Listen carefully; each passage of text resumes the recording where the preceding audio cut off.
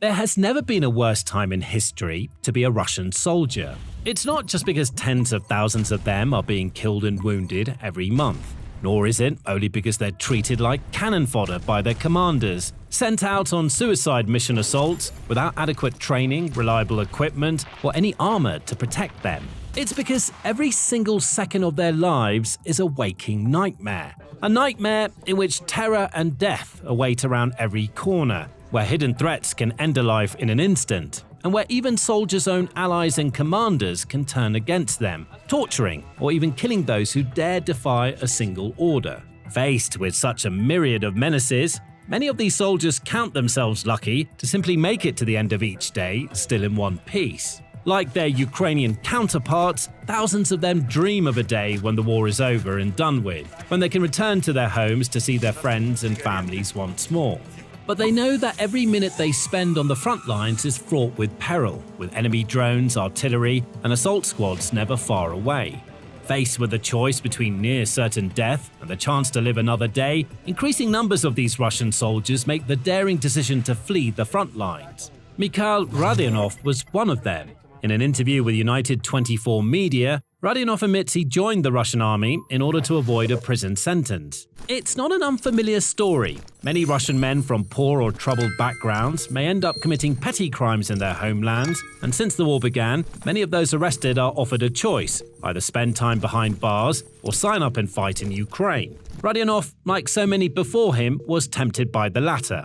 Offered a military contract and promised that he would serve in the rear, digging trenches, rather than being thrown into the fires of the front lines, he signed on the dotted line. He had no idea he'd been deceived. He thought he'd be safe, far from the firefights of the front, spending his days doing manual labor, which may be exhausting, but at least didn't involve putting his life on the line.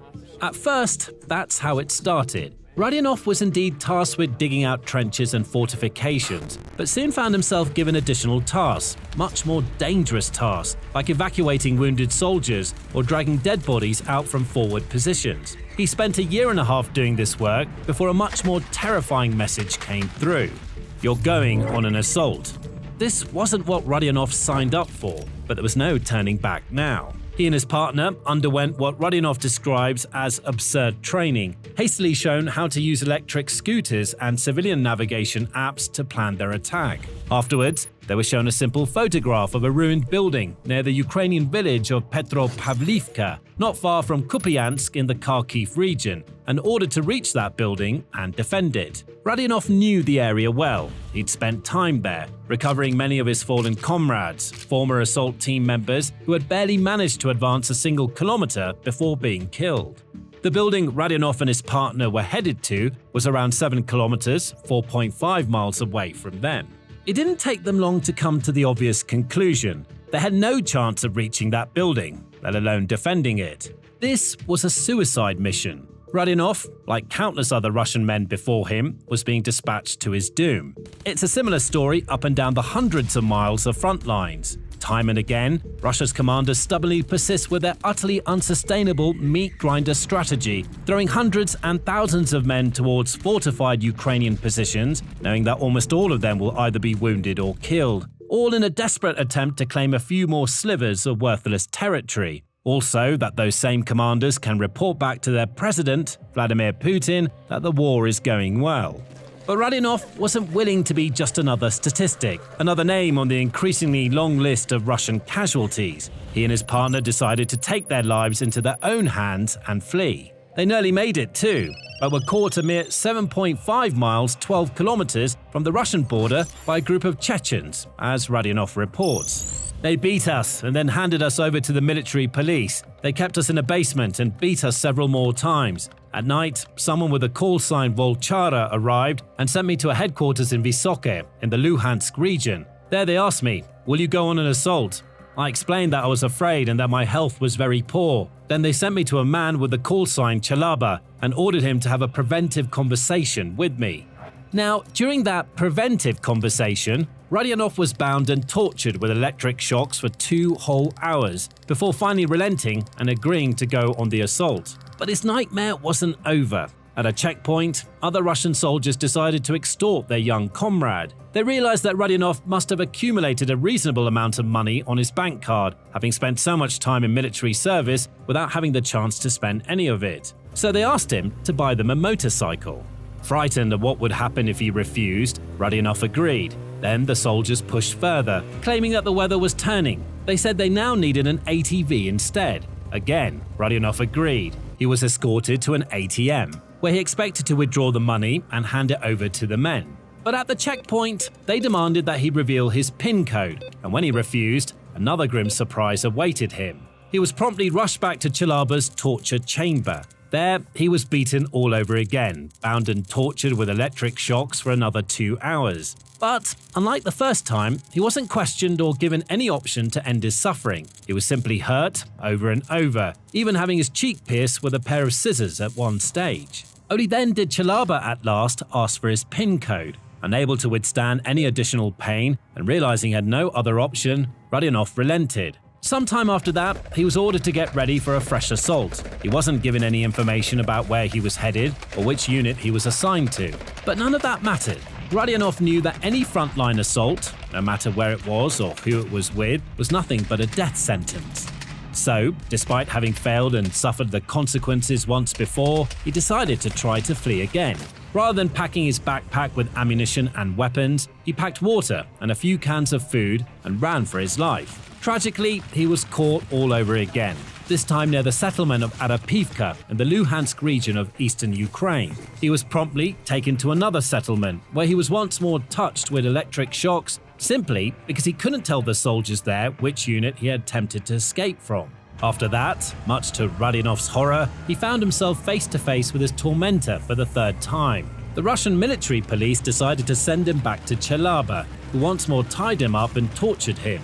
Then they just threw me, bound onto the ground outside. Chalaba would come out from time to time, smoke, and flick cigarette butts at me. He said that if I so much as moved, the beatings would continue. At one point, some colonel with the call sign Matros came over, stepped over me and asked, "What's this here?" He went into Chalaba's room. They talked. The colonel came back out, stepped over me again, and simply walked away.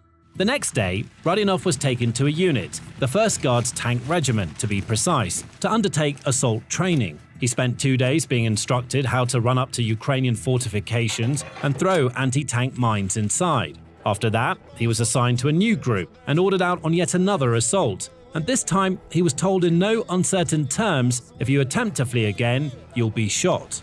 Still, clinging on to the chance at survival and some sort of future, Rodionov boldly hatched a third and final escape attempt. Just before the assault began, he asked to go to the toilet, but instead ran towards the Ukrainian positions where he surrendered and was taken into captivity. He may be a prisoner, but at least he's alive, which cannot be said for countless others.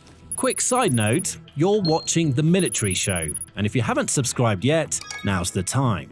Having seen and endured the horrors of war firsthand, Rodionov has a message for any of his fellow countrymen thinking of taking up arms and joining the fight.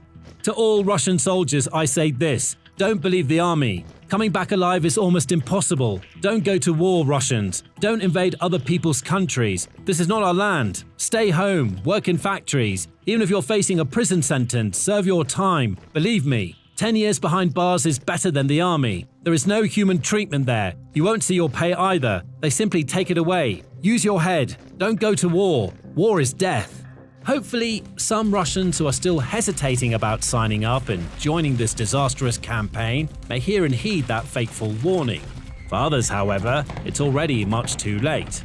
Countless men of varying ages have either volunteered to fight in Ukraine or felt that they've had no other choice, seeing it as the only way to earn a decent wage, provide for their families, or escape the likes of imprisonment or deportation. Many were fooled by the media or fell into the trap of believing recruiters' lies. They thought they'd serve 6 to 12 months in a relatively safe location before heading home and enjoying the sign-up bonus and salary they'd earned. Many believed that the war would be over quickly, or that Russia was in the ascendancy, easily rolling over Ukraine's defenses and making gains in great quantities. Then they arrived at the front lines. They saw the harsh reality of this war. They realized what little chance they had of making it out alive understanding at last that they would not be treated as human beings by those higher up the food chain, but as disposable pieces of meat thrown into the firing lines on pointless suicidal assaults. Many of those soldiers feel they have no other option but to silently and sadly accept their fate, following the orders of their commanding officers and marching directly to their deaths, with only the vague hope that they might suffer non-fatal injuries that allow them to be sent back home. Some, however, go the same way as Rodionov, taking the brave but risky choice of disobeying orders or daring to flee their units. Some succeed. Those who are caught, however, can be subject to some terrible punishments for their actions. Indeed, numerous media outlets, including the Daily Mail, have shared reports of Russian commanders beating, humiliating, starving, and abusing their own troops in other ways, with some even killing soldiers who refuse to do exactly as they're told. Evidence provided by the Russian-language Telegram channel, Trick Question, includes anonymous videos from soldiers of Russia's 132nd and 60th Brigades, as well as other units. These videos demonstrate the horrific and sadistic lengths some Russian officers will resort to in order to keep their men in line. One clip, for example, shows two half-naked men bound to a tree and ordered to bark like dogs, as their commander taunts and even urinates on them while proudly stating, "These are our dogs who ran away from us, but we caught them." Another clip shows a soldier who's been imprisoned in a small box, with only his head exposed, as a commander taunts him with food, saying, "Are you hungry? You're going to die there, you know." Many soldiers also report being electrocuted or forcibly tattooed for defying orders or daring to escape. Often, they're also denied basic necessities like food and water, and resort to desperate measures like drinking from puddles or looting corpses to find odd scraps of food wherever they can. And punishments aren't just dished out to those who refuse to go on assaults or try to escape. Even the simplest of things, like being found in possession of a smartphone, can be enough to earn a soldier a death sentence. Those who refuse to extend their contracts with the army too often signed up for suicidal assaults, effectively eliminating any hope they might have had of ever going home. Often, to ensure they have absolutely no chance of making it out alive, these soldiers are ordered to march on Ukrainian positions while suffering terrible injuries or without any weapons to defend themselves. Extortion is common too. Commanding officers will routinely shake down the troops under their command, demanding they hand over their bank cards or wire cash to the commander's account, with those who refuse being tortured or killed. One former army medic interviewed by the BBC shared his first-hand experience of this behavior, stating, "I saw the bodies of 20 men I knew, lying in a pit after being executed by their own officers, after their money was confiscated. I remember one of them screaming, 'Don't shoot, I'll do anything,' but he zeroed them anyway. It's not a problem to write off someone, you just make up a report."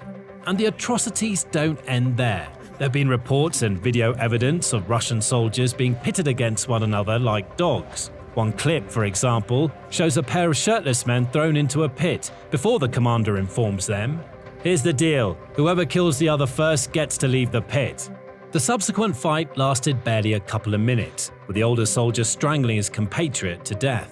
These aren't one-off incidents or rarities. They're surprisingly common across the Russian military, with expert analyst Keir Giles telling reports it's a systemic issue. The Russian army reflects the society from which it's drawn, and that's a society in which violence, extortion, and corruption are endemic. We shouldn't be surprised when these behaviors are carried forward and displayed, whether it's against the people that the Russian army conquers or to their own people, because the social structure within Russia has always been built upon anybody that even has a tiny amount of power exploiting it to the greatest extent possible.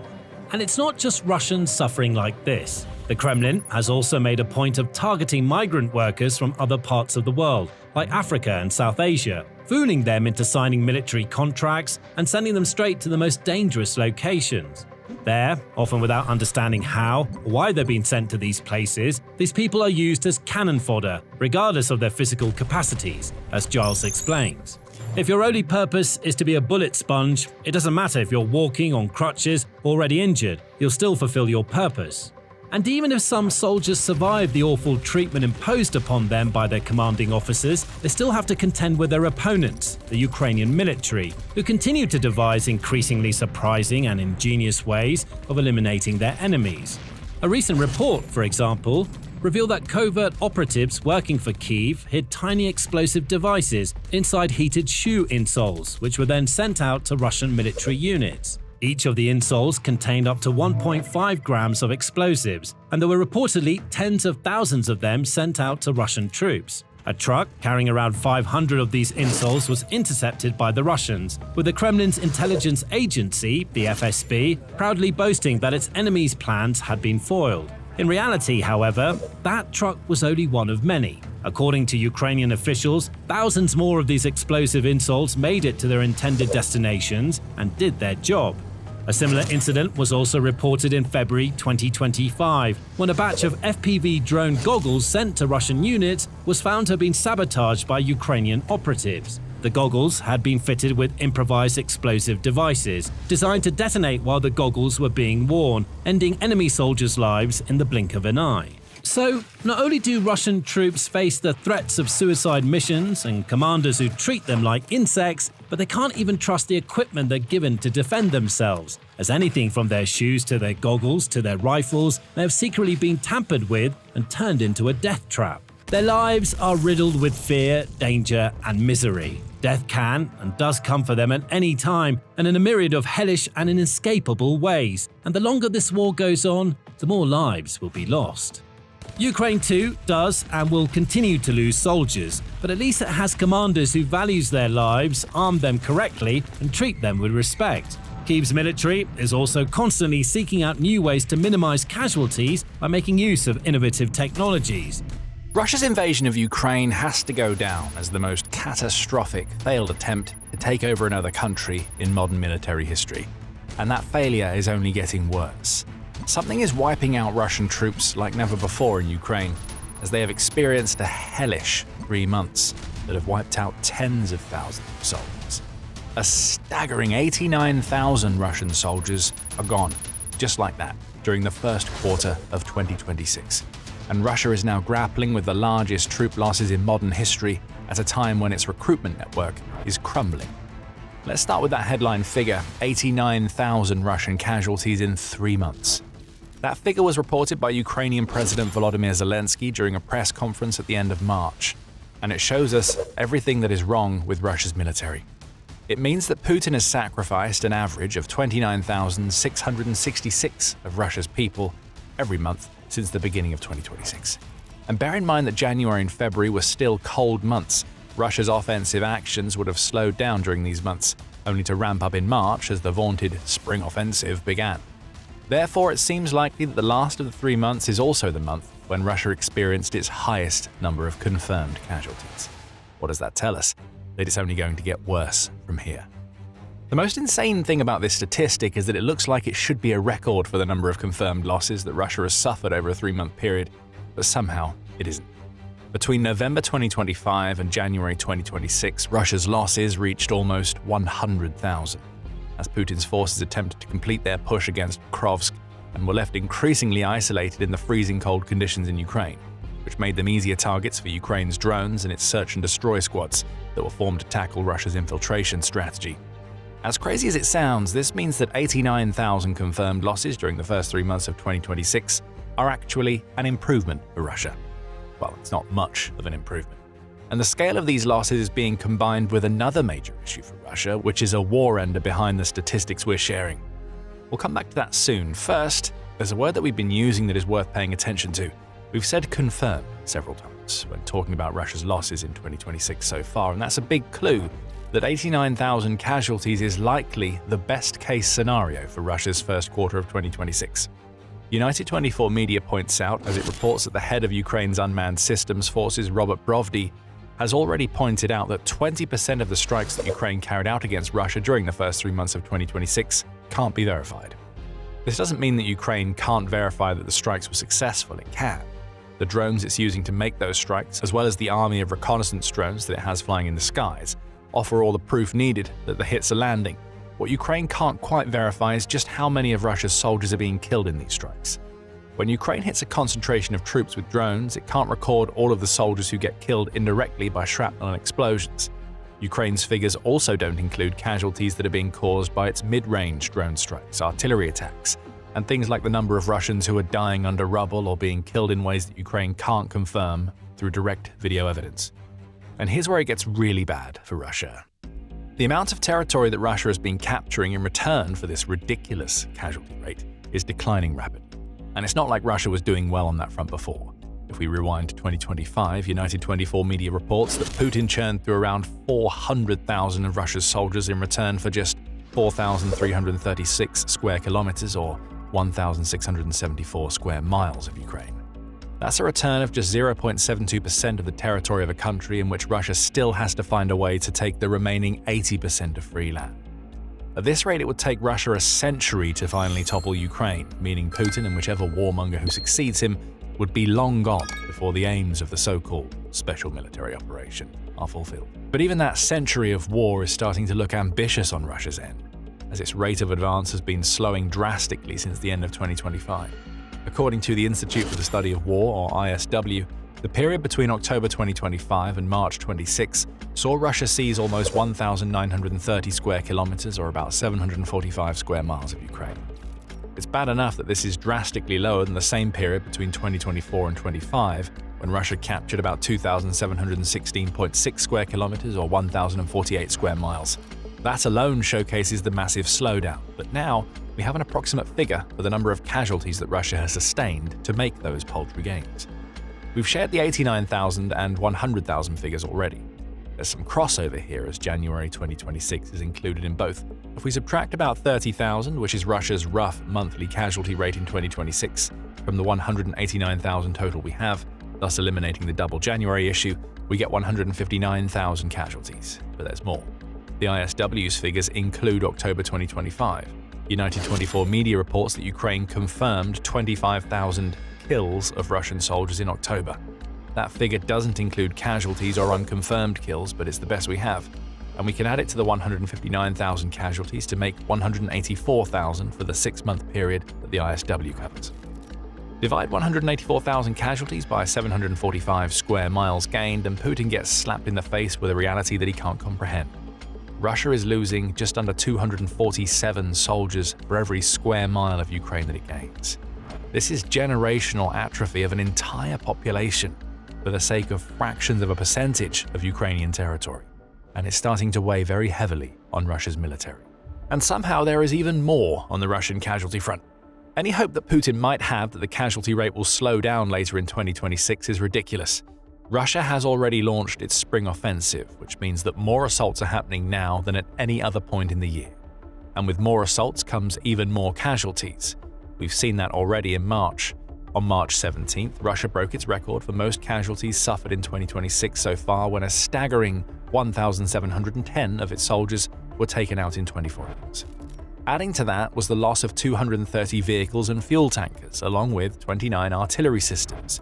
And that figure alone shows a sharp increase over the 700 to 900 daily losses that Russia was incurring earlier in the year. If you want a little more context, then Russia is now losing more soldiers every 2 days than the US lost during its entire war in Afghanistan. Russia has its own Afghanistan war on its record, during which it lost 15,000 soldiers over the course of a decade. So it's losing about that much every half a month in Ukraine. This is a preposterous figure that shows how Putin, for all of his love of the Soviet era of old, can't even wage a failing war as well as the Soviet leaders who came before him, never mind a war that Russia could actually win. So Russia has 89,000 soldiers gone, eliminated, wiped off the face of the map in just the first 3 months of 2026. And the territorial gains that it's been making for those massive losses are so tiny that they are barely worth talking about. Throw the start of the spring offensive into the mix and you get a powder keg of future casualties that is ready to blow up in Putin's face. But earlier we mentioned another problem that is combining with these issues to make things so much worse for Russia. This is an issue that takes things from catastrophic to war ending for Putin, as it will change everything about the future of the war. Before we dig deeper into that issue, this is a quick reminder that you are watching The Military Show. If you're getting value from the insight we deliver on this channel, then remember to subscribe so you don't miss a video.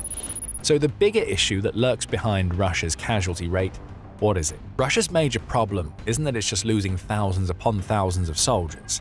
That's backbreaking for the Russian military, but it's also something that's been happening for years. The real issue for Russia right now is the scale of its losses is such that it's failing to recruit enough soldiers to account for them for the first time since Putin launched his invasion. United 24 media reports that Russia's arrivals to departures balance has been in the negative for 4 consecutive months between December 2025 and March 26. What this means is that Russia has experienced 4 months where it's losing more soldiers than it's recruiting. The same outlet adds that Russia has a target of recruiting 409,000 soldiers by the end of 2026, and it's faltering there too. After the first quarter of 2026, Russia should be 25% of the way toward hitting that target. It isn't. Russia has only managed to recruit about 80,000 new soldiers, which amounts to 22% of the target. You don't need us to tell you that 80,000 recruits is less than 89,000 casualties. However, there is a little more maths we can do here. If Russia aims to hit 409,000, then 89,000 casualties every 3 months isn't enough to cause the type of attrition that keeps Russia in the red when it comes to troop numbers.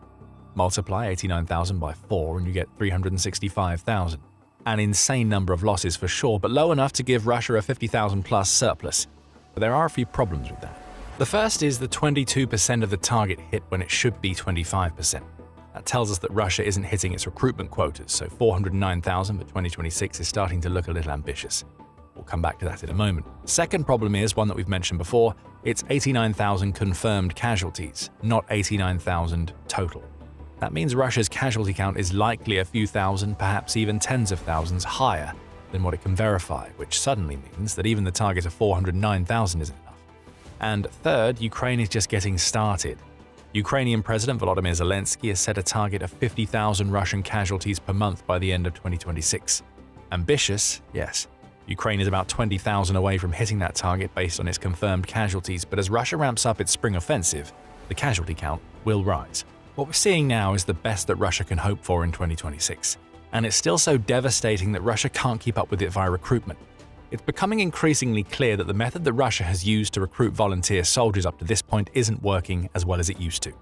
That method was simple: throw more cash at potential recruits than they've ever seen in their lives to convince them to fight and die in Ukraine. But as Russia falls behind its targets as that method fails, it's turning to more desperate approaches. Business Insider highlighted one of those approaches in an April 1st article that must have felt like a bad April Fool's joke for any Russians who somehow made it through Putin's net restrictions to read it. One governor in the Ryazan region of Russia is telling businesses that they need to help out with recruitment as the numbers plummet. Now, any firm in that region that has between 150 and 500 workers has until September to submit the names of employees that they think should be sent to the front lines in Ukraine. Companies with between 150 and 300 employees must submit 2 candidates, while those with between 300 and 500 must send 5 names. Any businesses that refuse to follow these rules will face a 1 million ruble fine, which works out to a little over $12,000. Russia is also taking aim at its young students as potential recruits for its military. Also in an April 1st report, The Times says that Valery Falkov, who is Russia's education and science minister, has ordered Russia's universities to convince 2% of their students to sign up for the military. If the orders are carried out successfully, this would lead to an influx of 44,000 new soldiers, or 76,000 if Russia includes colleges alongside universities. This is stealth conscription at its most desperate, and it's not exactly very smart, is it, Putin? Russia is a country that is already dealing with a massive labor crisis brought on in part by the demands that the Kremlin has placed on the Russian people since Putin invaded Ukraine. On March 30th, United 24 Media reported that over 20 of Russia's factories in the Leningrad region alone are shifting to 3-day work weeks, and this isn't a coincidence. Work is drying up, and those companies can't maintain the number of employees that they otherwise would. Putin has created a vicious cycle inside Russia where the available labor gets sucked up by the war machine, which ruins every other industry and places much of Russia's declining population in a position where it can't contribute to the economy in any other way than submitting to Putin's war effort. And now Russia is trying to pull employed people out of work when it doesn't have anybody to replace them, along with sacrificing the students who should be preparing to become the foundation of Russia's post-war economy. Putin is ruining Russia's future in exchange for short-term fixes to a manpower problem that is only going to get worse. And what he's gearing up to do next is going to catch everybody in Russia off guard. Not satisfied with the workers and the students, Putin is edging closer to higher levels of conscription, which in turn will lead to mobilization inside Russia. The Kremlin started preparing for all of this in 2025 when Putin signed a new law that transformed Russia's previous conscription system, which had 2 annual drafts, to a year-round system that means Russia can call up anyone aged between 18 and 30 at any time for a year-long period of military service. Russia claims that it won't be bulking up its number of conscripts, but you can never take that type of claim seriously. And of course, every conscript, assuming they're not just sent to the front lines, even though Russia says that conscripts don't go to Ukraine, will become a reserve. And that leads into the second part of the Kremlin's plan to deal with its manpower deficiencies. In a March 30th report, United 24 Media says that the poor results of the Ministry of Defense's latest recruitment campaigns are leading Putin down the path of turning voluntary recruitment into involuntary mobilization. A limited and rolling reserve call-up scheme is reportedly being prepared, which is the type of move that Putin has spent most of his war avoiding after a September 2022 partial mobilization proved extremely unpopular in Russia. The groundwork has already been laid. Putin is preparing to do something so stupid that it amounts to an admission that what he's been calling the special military operation for so many years is actually a war that Russia isn't winning. He doesn't want to do it, not because he cares about the Russian people, but because Putin knows that the uproar that mobilization will cause could be a threat to the seat of power that he spent a quarter of a century defending. But if Putin wants to keep his invasion going, especially as Ukraine tears through Russian soldiers faster than ever before, then he has no choice. He's already exhausting Russia's stockpile of criminals that he can send to the front, and when it comes to volunteers, the percentages are too low, and Russia is running low on the cash that it was otherwise using to incentivize them to sign up in the first place. The regions being forced to bankroll that approach, of which the previously mentioned Ryazan is one, are starting to run out of money. Financial incentives, which once ran as high as $40,000 for sign-up bonuses in some Russian regions, are also running dry. Bonuses are now being reduced in many regions, the Kyiv Post reports, and it's because those regions, shockingly enough, kind of need some money to spend on things other than sending more cannon fodder Putin's way. So we see a confluence of issues. Ukraine has become a more effective Russian military destroying machine than it ever has before. The drone-infested kill zones that cause so many problems for Russia are tripling in size due to the introduction of middle-range strike drones. And by the end of 2025, Ukraine was building 4 million drones per year to fill those kill zones. So it isn't going to run out anytime soon. Inside Russia, long-range Ukrainian strikes are ruining oil refineries, export terminals, and military nodes, which places more pressure on Russia's cash flow. In addition to weakening the Russian military inside Ukraine, there is degradation in the rear and death on the front. As its spring offensive ramps up, all of this is only going to get worse for Russia. We see that in the increased number of assaults that Russia started launching in March. For instance, the 4 days leading up to March 23rd saw Russia attempt over 600 assaults against Ukraine, which cost it 6,090 soldiers, the Kyiv Independent reports. That's a little over 1,522 Russian casualties per day, and it's a sign of what's to come. Multiply that number by 30 days and Russia's monthly losses veer close to 46,000. That's only a few thousand away from the rate of attrition that Ukraine says will be high enough to force Putin to end his war. Russia's leader is steaming toward 50,000 casualties per month, and he's doing it at a time when Russian recruitment is in shambles. None of this is sustainable. 89,000 soldiers confirmed as casualties in 3 months should show Putin that. But as always, he's so blinded by his invasion that he can't see the wood for the trees. Putin is leading his military into oblivion, and Ukraine is more than happy to hold his hand to guide him further down the path that he's following. Oh, and don't think for a second that Ukraine isn't constantly coming up with new and even better ways to turn the war around against Russia. Make them pop the pills and they'll keep walking. That's the Kremlin's new approach to getting its soldiers to push forward on suicidal runs into Ukraine's kill zones, as Russia has introduced a strategy pulled straight out of a horror movie. It's pink. It's easily swallowed, sniffed, or injected, and it's turning Russian soldiers into mindless zombies who only exist to walk forward until they take a bullet to the head. This is the worst thing that the Kremlin has ever done to Russia's army, and it's left soldiers suffering a fate worse than death before death finally comes. Let's transport ourselves into a mind of a Russian soldier for a moment. Having been pushed to the front lines long before you were ready, your commander issues an order to assault a Ukrainian position. The problem, you're literally miles away from that position, and you know that your future amounts to trying to sneak through a huge kill zone patrolled by drones and who knows what else. You know you're not coming back. You've seen dozens of your comrades sent in the direction that your commander is sending you, and all contact has been lost with them. Death awaits. You're terrified. And that's when your commander gives it to you, a little pink pill that he tells you will make all your fears disappear.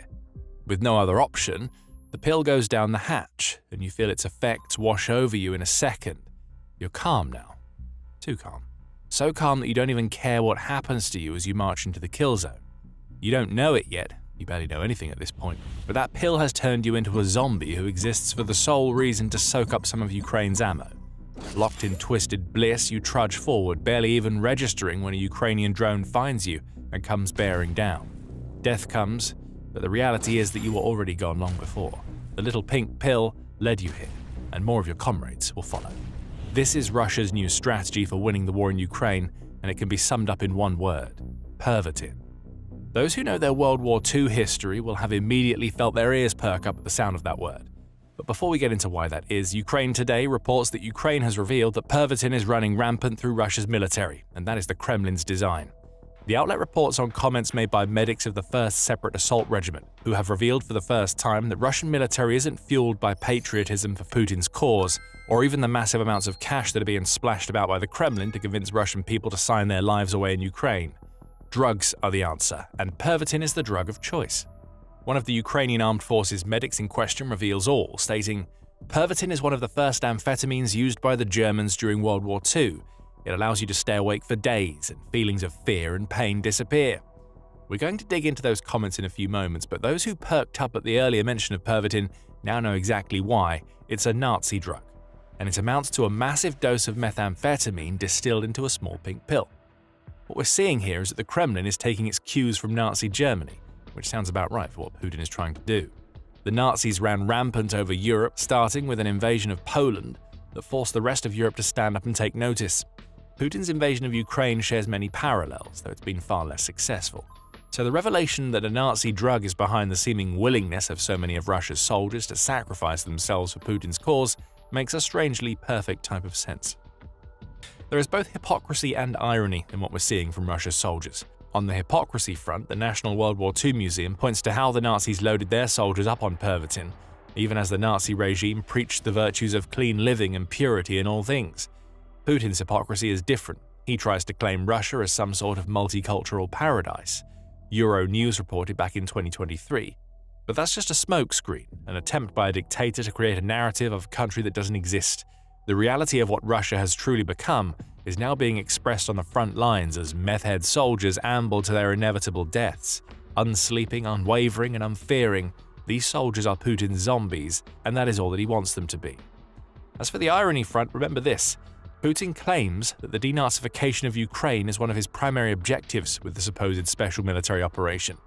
Russia's leader has made that claim many times, including during a June 2024 visit to the Leningrad Siege Memorial, where he tried to claim that Ukraine glorifies Hitler and his barbaric regime. "The followers of Nazi executioners, whatever they call themselves today, are doomed," Putin said during that visit. And yet here Putin is, following the Nazi playbook right down to forcing meth-based pills down the throats of Russia's terrified soldiers. The reality in all of this is that the secret of Russia's endurance in Ukraine has been revealed, not in terms of the manpower advantage that Russia still holds, but in terms of what seems to be the seemingly unending capability of Russian soldiers to throw themselves at defenses that they know will destroy them in short order. Tetiana Chornovol, who is a platoon commander with the Ukrainian military, reveals more. According to Euromaidan Press, she says that Russian prisoners of war have presented a pink substance to their captors, which they have reported having been told to take before they head to their positions. After taking it, a soldier feels a surge of energy, no cold, no pain, no fear, and this allows him to act like a machine, calmly wait for a drone to arrive and shoot it at the last moment or hide behind a tree, Chornovol says. However, this calmness is a detriment. With no sense of urgency to drive their survival instincts, Russia's meth-addled zombie soldiers are accidentally making themselves targets for Ukraine. Chornovol reveals an instance where Ukraine was forced to expend 15 drones on a pair of Russian occupiers who survived for so long on sheer dumb luck, rather than due to any combat training. A grenade dropped from a Ukrainian Mavic explodes a meter behind his back, and he, like a zombie, keeps moving forward without flinching. An FPV drone flies in, and at the last moment he calmly hides behind a tree, she recounts. This is what Russia's army has been reduced to. Unflinching bullet sponges who try to advance in their zombie state, but are clearly incapable of operating the way they need to if they're going to make any substantial gains in Ukraine. But then that's the point, and it's precisely why the Kremlin is allowing this drug to be used in the Russian military. This move will have severe consequences, not only for Russia's army, but for the entire country. But before we dig into that, we need to take a closer look at why Russia has been forced to rely on a drug that Hitler and his Nazi cronies brought to the fore over 80 years ago. There are plenty of clues in the quotes that we've already shared, particularly the mentions of pain, fear, and fatigue suppression. Ukraine Today says that when under the influence of Putin, Russia's soldiers can conduct assaults while barely even registering the injuries that they sustain until something happens that puts them out of the fight permanently. Russian soldiers are taking the drug voluntarily, the outlet adds, which only goes to show how horrifying the Ukraine war is for the people whom Putin has pushed into his war. They would rather be dumb to it all and die without even realizing they're being killed than maintain their senses and actually try to follow some sort of strategy. Not that they could follow a strategy, Russia barely has one. The problem that Putin solves, if you can call turning soldiers into zombies a solution, exists because Russia has created those problems for itself. Reports of exhausted soldiers struggling with the conditions in Ukraine date back to almost the beginning of the war. For instance, June 2022 saw The Guardian report that Russian soldiers were already going public with appeals to Putin himself to investigate the battlefield conditions they faced. Given our continuous presence and the fact that amongst our personnel there are people with chronic medical issues, people with mental issues, many questions arise that are ignored by the higher-ups at headquarters, one soldier said in a video released at the time. Another said that soldiers in Ukraine were desperately trying to stave off exhaustion and that the combination of hunger, cold, and a lack of supplies was all feeding into their being unable to do the jobs that they thought they were supposed to be doing. It's almost 4 years since those videos were released, and one thing has become abundantly clear: these conditions were by the Kremlin's design. We'll dig deeper into what that means soon, but before we do, this is a quick reminder that you are watching The Military Show. If you haven't subscribed yet, now is the perfect time to hit the button. Things have gotten far worse for Russia's soldiers since the early months of Putin's invasion. Now they can expect to receive barely any training before they are dumped on the front lines and told to run headlong into kill zones. That was revealed in a February 10th report by United 24 Media, which carried comments made by a Russian recruit who had somehow managed to survive the brutality of the military that the Kremlin has created. After all the medical checkups, they asked me if I was ready to go to the military base the day after tomorrow, the soldier, who goes by the name Ivan, claimed, before adding, "They trained us for 5 days, we waited for another 5 days for a force rotation, and then we went to combat positions." The same was true of Russia's Storm Z unit, which is made up of soldiers who have traded time in prison for fighting in the Ukraine war. They typically receive between 10 and 15 days of training before they're off to the front. And once these untrained soldiers arrive, they quickly learn what happens if they refuse to accept their fate of going on the suicidal runs into kill zones that their commanders expect.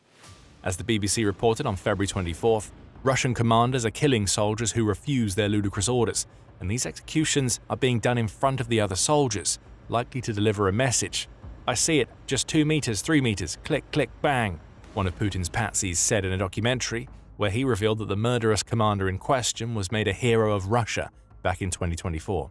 This isn't abhorrent behavior to Putin, it's what he expects from his commanders, as the Kremlin is doing nothing more than sending meat to be pushed into the grinder that Putin has created. You're killed if you do, and you're killed if you don't. So, faced with all of that, is it any surprise that so many of Russia's soldiers are voluntarily taking a meth-based drug just so they can get high enough to not care about any of it? They know they're dying. Once in Ukraine, they see that they only have one way out. Better to die as a zombie with the Kremlin's approval than to get killed by a commander or deal with the unspeakable terror of watching a Ukrainian drone arrive to shred you to pieces. No wonder Ukraine is finding it on the bodies of dead soldiers and in the possession of those that it takes as prisoners of war. When you search everyone, you find syringes and pipettes, members of Ukraine's military have said, according to Ukraine Today. Ampoules filled with stimulants are also common, so it looks like the Kremlin doesn't care about how it gets meth into the systems of its soldiers as long as the drug is getting there and creating the zombies who will mindlessly walk until they're put down by gunshots or gruesome explosions that stop them from walking. Again, this is all approved by Putin and his cronies. But what Russia's president doesn't seem to realize is that state-approved drug use is only a short-term fix for the many morale and fear problems that run through the Russian army. What Putin is really doing is creating an absolute nightmare of a future, both for his military and for Russia itself. Stick with us to the end of the video and we'll explain the horror that awaits Russia when the army of zombies, or at least what's left of it, comes back home. First, there are the many drug-related problems that the Russian military is dealing with while it's in Ukraine. Beyond the Putin, Russian soldiers are actively using opioids as crutches that improve their mental states on the front lines. Again, it's about getting high when faced with horror. If you zone out on heroin or methadone, you're not going to care all that much when you're sent on a suicide run, and the inevitable happens during your assault. But it gets much worse than that. The constant use of drugs by Russian soldiers on the front lines is naturally turning into addiction. This was reported as far back as 2023 by The Hill, which revealed that Russia wasn't screening its recruits for drug use as Putin desperately tried to push more meat onto the battlefield. The massive signing bonuses and wages that Russia is paying to its soldiers are also making it easier for troops to get their hands on drugs, whether that's Pervitin or whatever else the soldier needs to make it through another day of drone-filled hell. Reports also say that untrained conscripts were sent drugged as disposable troops in human waves to disclose Ukrainian positions and prepare the ground for better trained units, The Hill reported in 2023. Drug convictions among Russia's soldiers are on the rise, even though the Kremlin clearly wants its soldiers to be high as kites. Talking Drugs says that the number of Russian military personnel convicted for drug-related offenses rose by 50% in 2023 compared to the previous year. That's fine for Putin too. We told you earlier that Russia recruits from prison, so maybe we're seeing a vicious cycle of getting soldiers hooked so that they end up in prison and trading their sentences for another stint in Ukraine. The same outlet said in November 2024 that the UK Ministry of Defence claimed that 15% of Russian soldiers fighting in Ukraine were on drugs of some kind. The drugs are clearly having an effect too. In November 2025, Business Insider reported that almost 300 Russian soldiers had died due to either drugs or bad food during the previous 2 years. So it looks like some of Russia's zombies aren't even making it into the kill zones to get shot. Russia's military is clearly crumbling from the inside due to this drug abuse. But let's switch back to Russia itself. Right now, Putin is already facing a drug epidemic that is ravaging Russia on its own turf. There are plenty of signs that this is happening. In January 2025, the Moscow Times reported that cocaine smuggling had risen tenfold in Russia since Putin launched his illegal war. And this only accounts for the amount of cocaine that Russian authorities are catching coming into the country. As the outlet reports, the period between 2023 and 24 saw those authorities seize about 5.2 tons of cocaine, which had a value of about $3.4 billion. Cocaine itself isn't widely used in Russia, as cheaper synthetic drugs are preferred. But what this shows us is that Russia is becoming a major transit hub for the drug, likely due to the closures of Ukrainian ports caused by Putin's invasion. More drugs flowing into Russia means more criminals in the country who are selling and manufacturing drugs. About 8 months after the Moscow Times published its report, the Foreign Intelligence Service of Ukraine revealed that there are about 6 million drug addicts in Russia right now, though 18 million people either use drugs periodically or have experience with them. Of the addicts, 20% are children aged between 9 and 13, with another 60% aged between 16 and 30. Are we seeing the impact of Putin's war on the children of those sent to the front here? The brothers of those who are dying and may soon find themselves in Ukraine too. It's difficult to say, but it's clear that Russia has a growing drug problem among its younger people. Now think about this. Russia is already a powder keg of drug use among the youth of the country who are looking for their next fix. But what happens if the Ukraine war ends tomorrow? Suddenly, Russia has around 700,000 soldiers streaming back into the country, many of whom are hooked on Pervitin or any number of other drugs. Those soldiers are going to be dumped back into society after being made dependent on drugs to confront the horrors that they encounter in Ukraine, and they'll find those drugs. They're already being sold and will be manufactured in even greater quantities to fuel the demands of addicts who have been brutalized by their own country and seen the worst that life has to offer in Ukraine. That is Russia's future.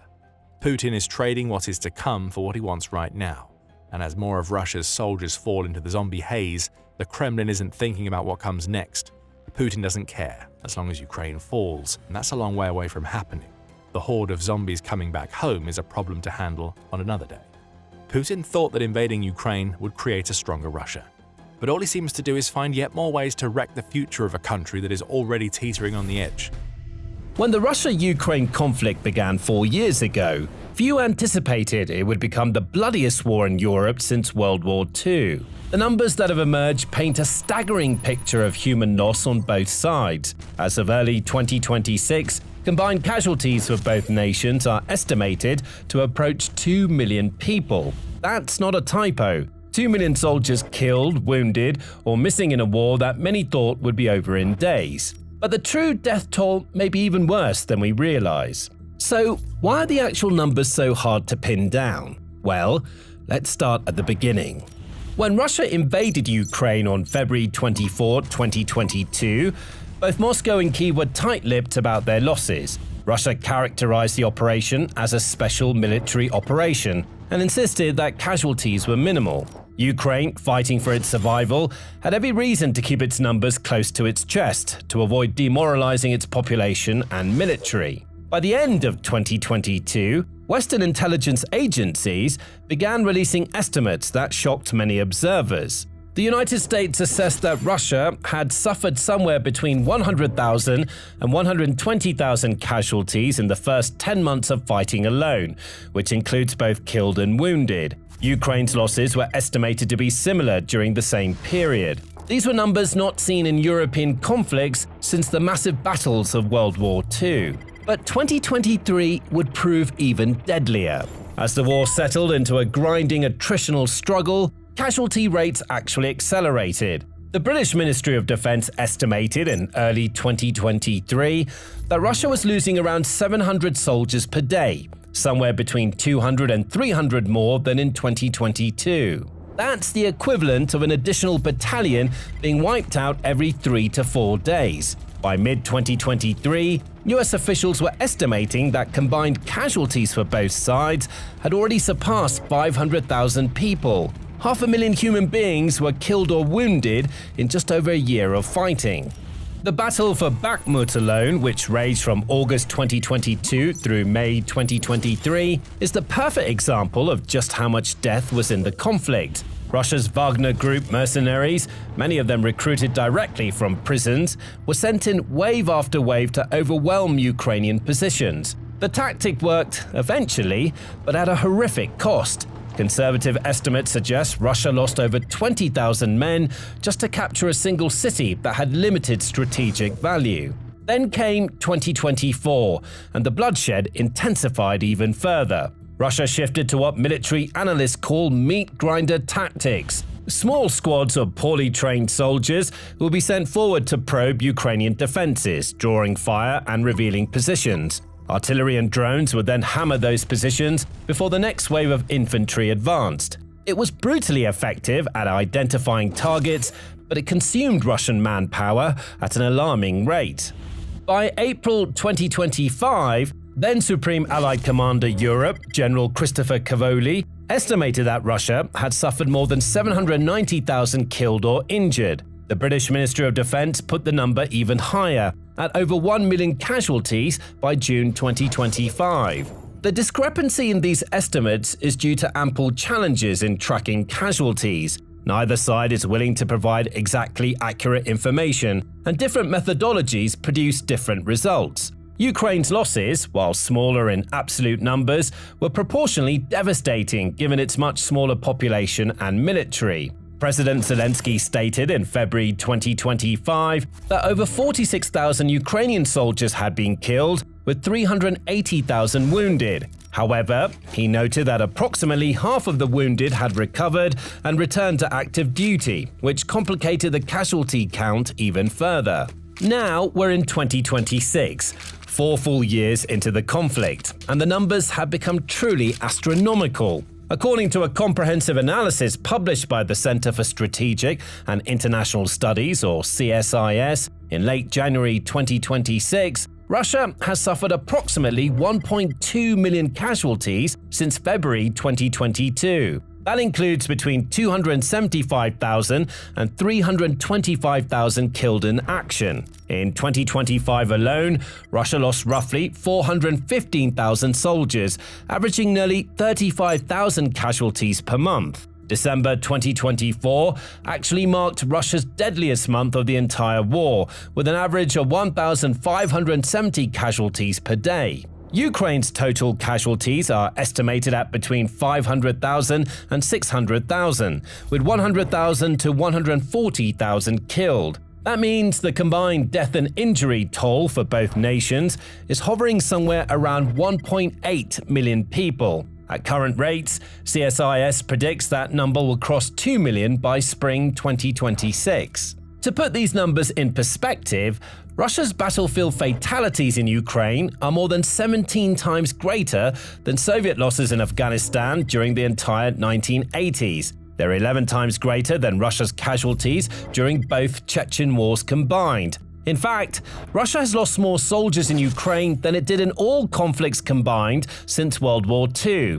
And no major power has suffered anywhere near these casualty numbers in any war since 1945. But here's where things get murky. These are estimates, not confirmed numbers, and there's a reason for that. Both Russia and Ukraine have strong incentives to manipulate the narrative around casualties. Russia wants to convince its population that the special military operation is going according to plan and that losses are acceptable. Meanwhile, Ukraine needs to maintain Western support and domestic morale, which means carefully managing the flow of information about its own losses.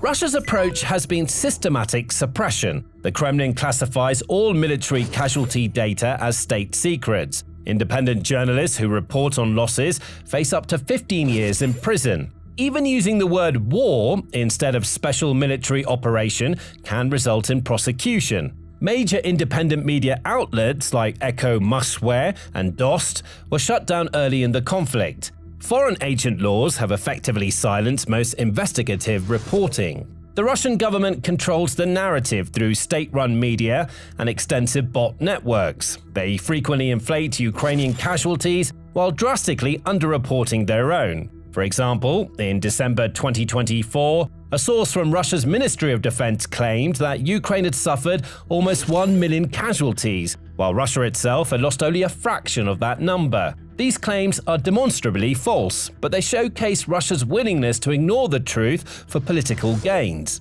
President Vladimir Putin has framed the war as a continuation of the Great Patriotic War against Nazi Germany, leveraging historical trauma to justify current losses. This narrative resonates with many Russians who remember the 27 million Soviet citizens who died defeating Hitler. If their grandfathers could sustain those losses to defeat fascism, then by Putin's logic, modern Russia can accept casualties to defeat Ukrainian Nazis.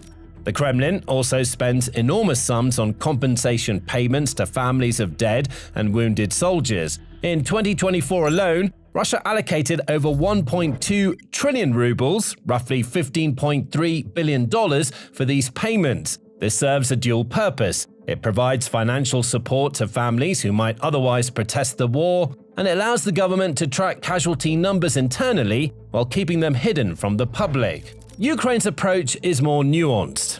Kyiv initially kept casualty figures tightly controlled to prevent Russia from gaining intelligence advantages. But as the war dragged on, Ukraine found itself in a difficult position. It needed to demonstrate to Western allies that it was using donated weapons effectively, which meant publicizing Russian casualties. At the same time, revealing its own losses too freely could undermine recruitment efforts and public support.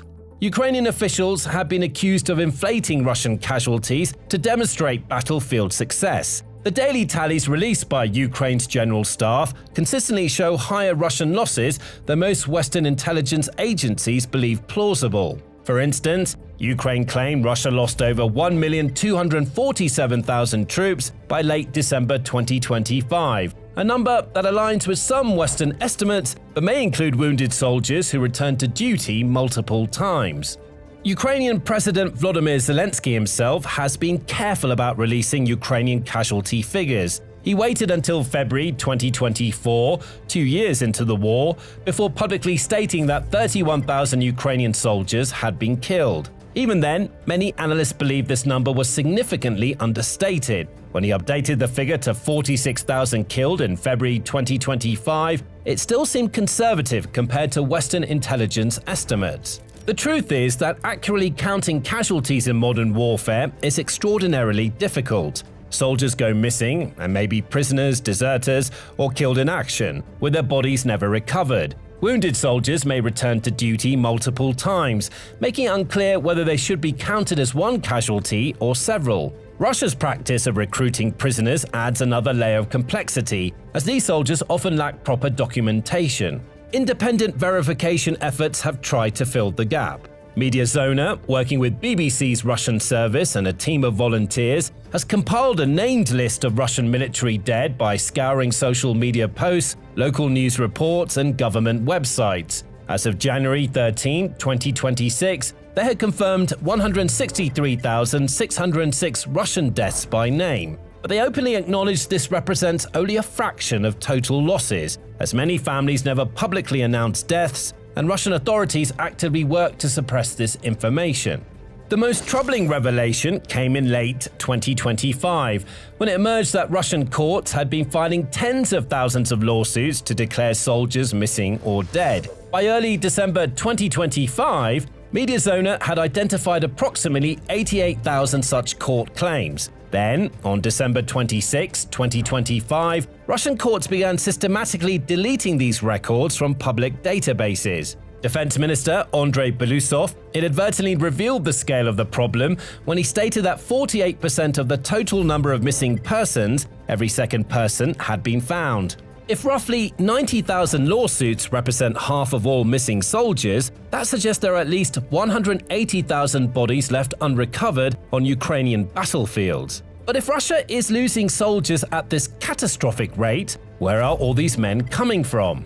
Well, before we dig into that, a reminder that the Military Show is publishing new videos every day. So, if you like in-depth analyses like this, make sure to hit the subscribe button. Now, to understand the true scale of casualties, we need to look at the numbers before and after, which reveals something that's practically unique to this conflict. Russia has essentially burned through its entire pre-war professional military force and has transitioned to a mass mobilization army. When Russia began its invasion in February 2022, it deployed roughly 190,000 soldiers. These were supposed to be Russia's best: professional contract soldiers, elite airborne units, Spetsnaz special forces. The plan was for a rapid advance to seize Kyiv and decapitate the Ukrainian government within days or weeks. Well, we know how that turned out. By mid-2022, Putin could either admit defeat or double down. He chose the latter. In September 2022, Russia announced a partial mobilization of 300,000 reservists. In practice, this mobilization disproportionately targeted ethnic minorities and men from Russia's poorest regions, the Far East, Siberia, and the North Caucasus. Minority groups ended up suffering casualty rates far exceeding their population percentages. But even 300,000 new soldiers weren't enough to replace the losses. So, Russia turned to increasingly desperate measures. Prisoners, including convicted murderers and rapists, were offered freedom in exchange for 6 months of combat service. The Wagner Group alone recruited over 48,000 convicts from Russian prisons, many of whom were sent into the meat grinder at Bakhmut. Those who survived their contracts came home as heroes, only for many to commit new crimes and re-enlist to avoid prosecution. By 2024, Russia had created what amounts to a permanent war economy centered around recruitment. Regional governments compete to meet monthly recruitment quotas, offering signing bonuses that reached as high as $40,000 in some areas. This is life-changing money in regions where average monthly salaries hover around $500. For many Russians, especially those from economically depressed areas, military service became the only path to financial stability. According to official Russian figures, the military recruited 540,000 new contract soldiers in 2023 and another 427,000 in 2024. In 2025, that number dropped to approximately 417,000. But these aren't the professional soldiers Russia deployed in February 2022. Most receive only 3 to 4 weeks of basic training before being sent to the front lines. They're learning to operate in modern drone-saturated battlefields while under fire, rather than in controlled training environments. That difference in quality and experience is costing Russia the war. The pre-war army had junior officers who understood combined arms operation, proper use of artillery support, and how to coordinate air and ground forces. Many of those are now dead, considering that close to 6,500 Russian officers had been confirmed killed, with more than half being junior officers, lieutenants, senior lieutenants, and captains. New officers are being rushed through abbreviated training programs, often with as little as 2 months of officer training before taking command of troops. They're learning on the job, and their soldiers are paying the price for their inexperience. The result is a Russian military that looks nothing like the force that invaded Ukraine in 2022. It's larger in raw numbers, as Putin claims to have 700,000 troops in Ukraine as of late 2025, but it's qualitatively degraded. Units rely on brute force and numerical superiority rather than tactical sophistication. Artillery support has become less precise. Communications are frequently compromised. logistics remains a persistent weakness. US intelligence estimates that Russia is recruiting approximately 30,000 to 40,000 new soldiers per month as of early 2026. That's just barely enough to replace losses and maintain current operations. It's not enough to support major offensive breakthroughs or rapid advances. Russia is essentially in a recruitment death spiral, where it has to constantly replenish its forces just to maintain the status quo. Adding to Russia's problems is the equipment situation. While Moscow has managed to maintain a steady supply of basic equipment like rifles and uniforms, heavy weaponry is becoming increasingly scarce. According to several Western intelligence assessments, Russia lost more than 4,300 main battle tanks by late 2025, more than its entire pre-war active inventory. It's been forced to reactivate Soviet-era T-55 and T-62 tanks from deep storage, some dating back to the 1960s. These ancient tanks are being crewed by hastily trained recruits and sent into battle against modern Ukrainian anti-tank weapons. The results are predictable. Russia's manufacturing capacity can't produce new main battle tanks fast enough to replace battlefield losses. Most of the new tanks entering service are actually decades-old vehicles pulled from storage, refurbished, and sent to the front. The same pattern holds for infantry fighting vehicles, artillery systems, and armored personnel carriers. Western intelligence analysts predict that by late 2026 or early 2027, Russia will face a critical shortage of armored vehicles if the current rate of attrition continues. So why, given all these problems, hasn't Russia's military collapsed? And why, despite suffering more than twice Ukraine's casualties, is Russia still making territorial gains? The answer comes down to simple mathematics and strategic geography. Russia has a population of approximately 144 million people, compared to Ukraine's 37 million before the war. That's nearly a 4-to-1 advantage in raw numbers. Russia has approximately 18.9 million military-age males between 20 and 39, compared to Ukraine's 5 million in the same age bracket. Even with horrific casualties, Russia can theoretically sustain a war of attrition longer than Ukraine can. Every Ukrainian soldier killed or wounded is proportionally more damaging to Ukraine's fighting capacity than a Russian soldier is to Russia's. Russia has leveraged this by sacrificing its soldiers in exchange for incremental territorial gains. Since taking the initiative in early 2024, CSIS estimated Russian forces have advanced at an average rate of between 50 and 200 feet per day in major offensives. That's slower than the Battle of the Somme in World War I, one of history's most notoriously bloody campaigns. But Russia doesn't need rapid advances, it just needs to outlast Ukraine. Every month the war continues, Ukraine loses more of its limited manpower pool. Every casualty Ukraine suffers is harder to replace than a Russian one. Moscow bets that eventually, Ukraine will run out of soldiers willing to fight, or Western support will waver, or both. Yet Russia's supposed advantage in manpower hasn't translated to battlefield success in the way Putin's generals anticipated. And there are several reasons why. First, Ukraine's defense-in-depth strategy has proven extraordinarily effective at multiplying Russian casualties. Ukrainian forces have constructed elaborate trench systems, anti-tank obstacles, and minefields that channel Russian advances into kill zones. When Russian infantry attempt to storm these positions, they're hit by artillery, mortars, and increasingly by swarms of first-person view drones that can deliver precise strikes on individual soldiers. The drone saturation of the battlefield has also fundamentally changed the calculus of warfare. At 10 miles of the front line, vehicle movement has become nearly suicidal due to constant drone surveillance.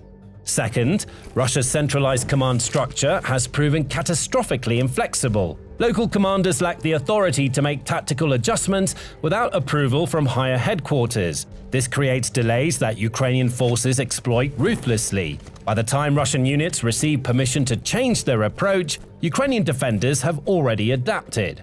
Third, Russia's logistics systems remains fundamentally broken. Ammunition gets through, fuel arrives eventually, but coordination between different types of units is poor. Artillery support is often poorly synchronized with infantry advances. Air support, when it comes, isn't effectively integrated with ground operations. The combined arms competence that Russian doctrine supposedly emphasizes has largely failed to materialize.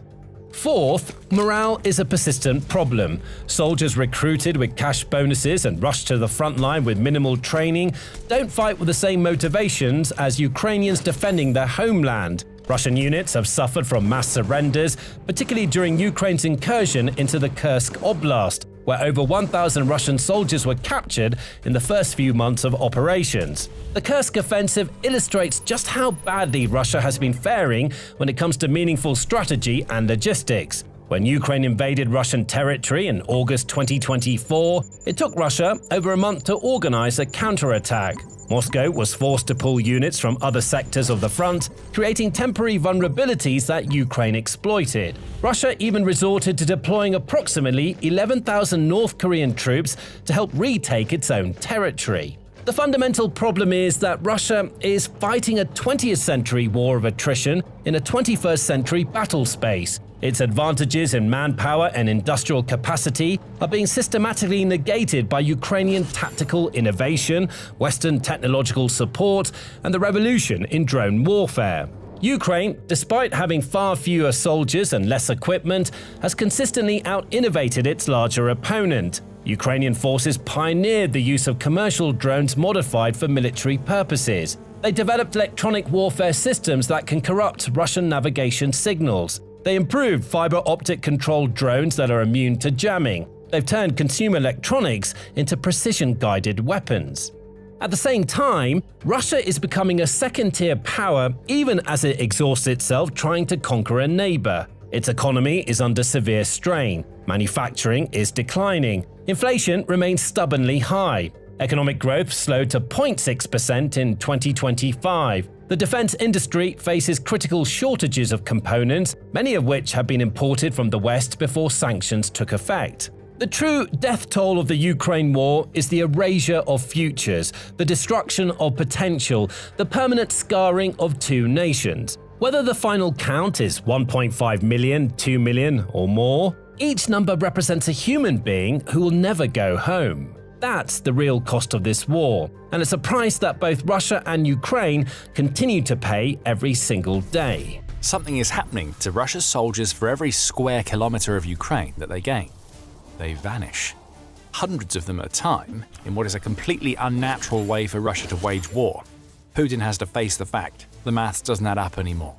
With 167 soldiers dead for every square kilometer captured, the brutal maths we see now means that Russia can't survive its historic losses. And more needs to be done to make sure that Russia feels the pain. But we'll come back to what that is later in the video. For now, let's look at the numbers courtesy of Ukraine's President Volodymyr Zelensky. In a February 23rd interview with the Financial Times, Zelensky laid out the stark reality of Putin's blundering invasion for all to see.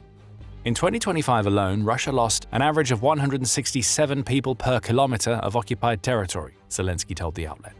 It's unclear if Ukraine's president means straight kilometers or square kilometers, though it's likely the latter, as most gains are measured in square kilometers.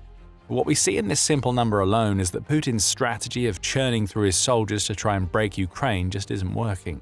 The losses are too massive. The gains are too small. And we can see all of that when we run through the numbers. According to the Moscow Times, the Institute for the Study of War, or ISW, claims that 2025 saw Russia make the largest gains that it's made since the beginning of the war. That's a spurious claim due to Russia's propensity for lying about what it's captured, as we'll cover in a few minutes. But what it ultimately adds up to is that Russia claimed a little over 5,600 square kilometers of Ukraine last year, assuming the ISW's figures are accurate. Even as the best year for gains that Russia has seen so far, that still only amounts to 0.94% of Ukraine's territory, meaning that Russia still has another 80% or so to go before Putin can fulfill his goal of shattering Ukraine. That alone makes for some pretty bad maths for Russia. Another 80 years of fighting will be needed if it maintains its current level of advance. Returning to Zelensky's numbers and assuming that he means square kilometers, then Russia will have lost 167 of its soldiers for each of those 5,600 square kilometers. Multiply those figures and you get staggering losses of 935,200.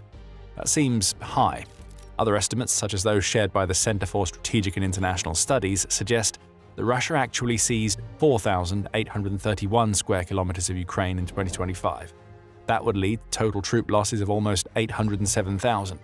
Either way, these are massive losses, assuming that the figures being provided about how much territory Russia gained last year are accurate. For context, the Center for Strategic and International Studies estimates that Russia suffered 415,000 casualties in 2025, which is half or less than the numbers we just came to, based on Zelensky's claim. Does that mean that Zelensky's average is inaccurate, or does it mean that Russia has been overestimating its gains, leading sources like the ISW to do the same, and that the amount of territory that Russia has captured in 2025 is actually far lower than believed?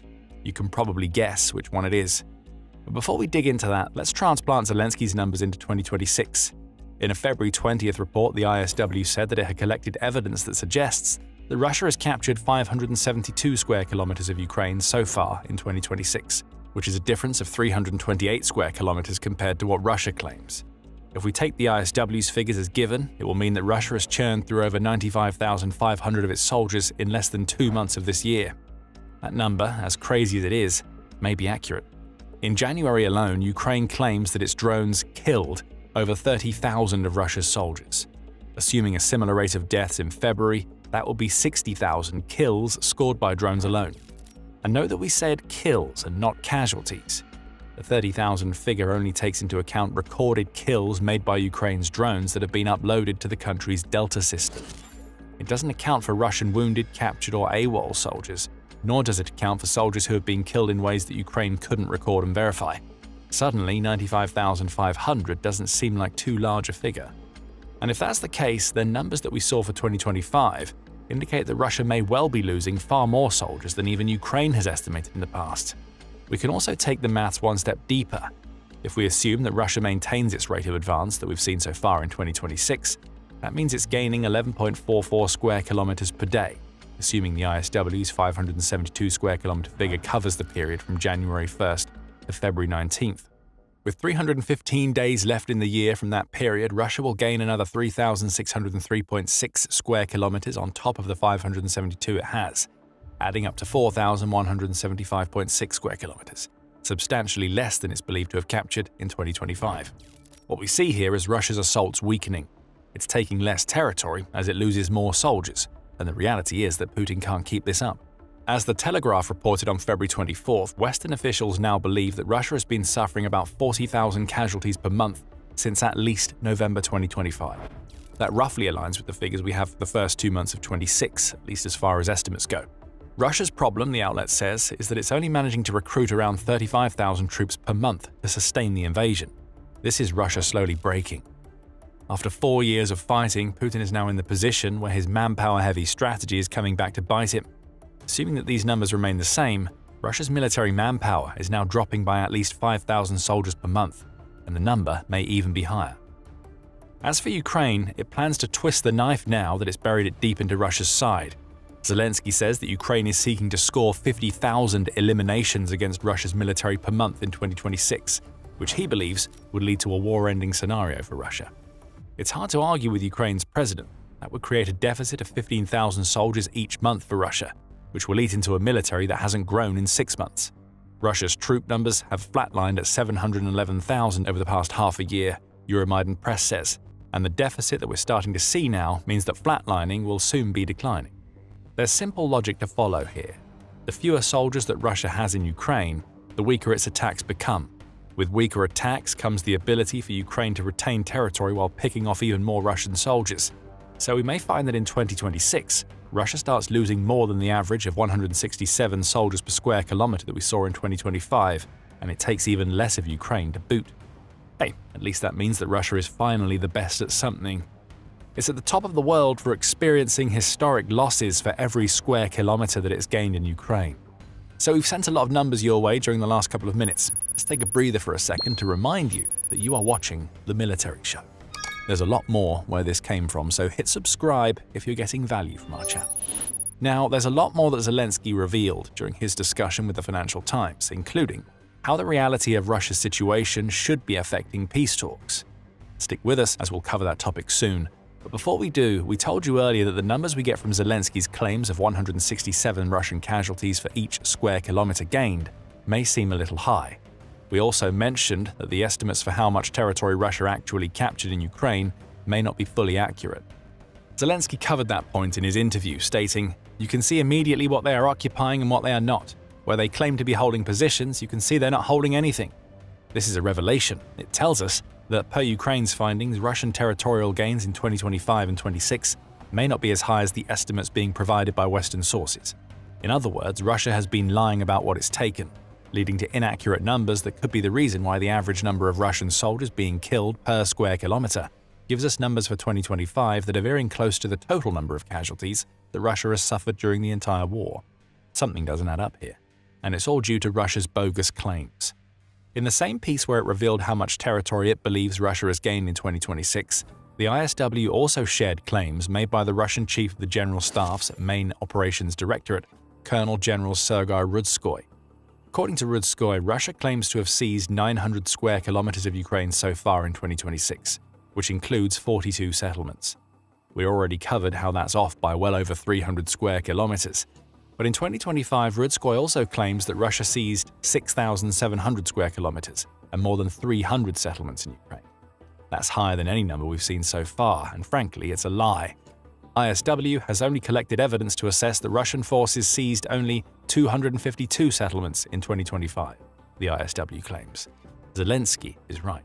Russia exaggerates its gains to make it look like it's doing better than it really is in Ukraine. This has become common practice for Russia.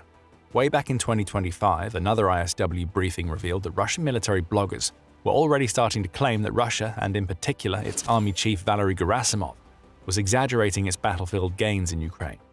The ISW assessed that Russia had seized almost 1,200 square kilometers fewer than the 3,500 square kilometers that Gerasimov claimed had been taken between March and September 2025. It's lies upon lies upon lies, and it's continued into 2026.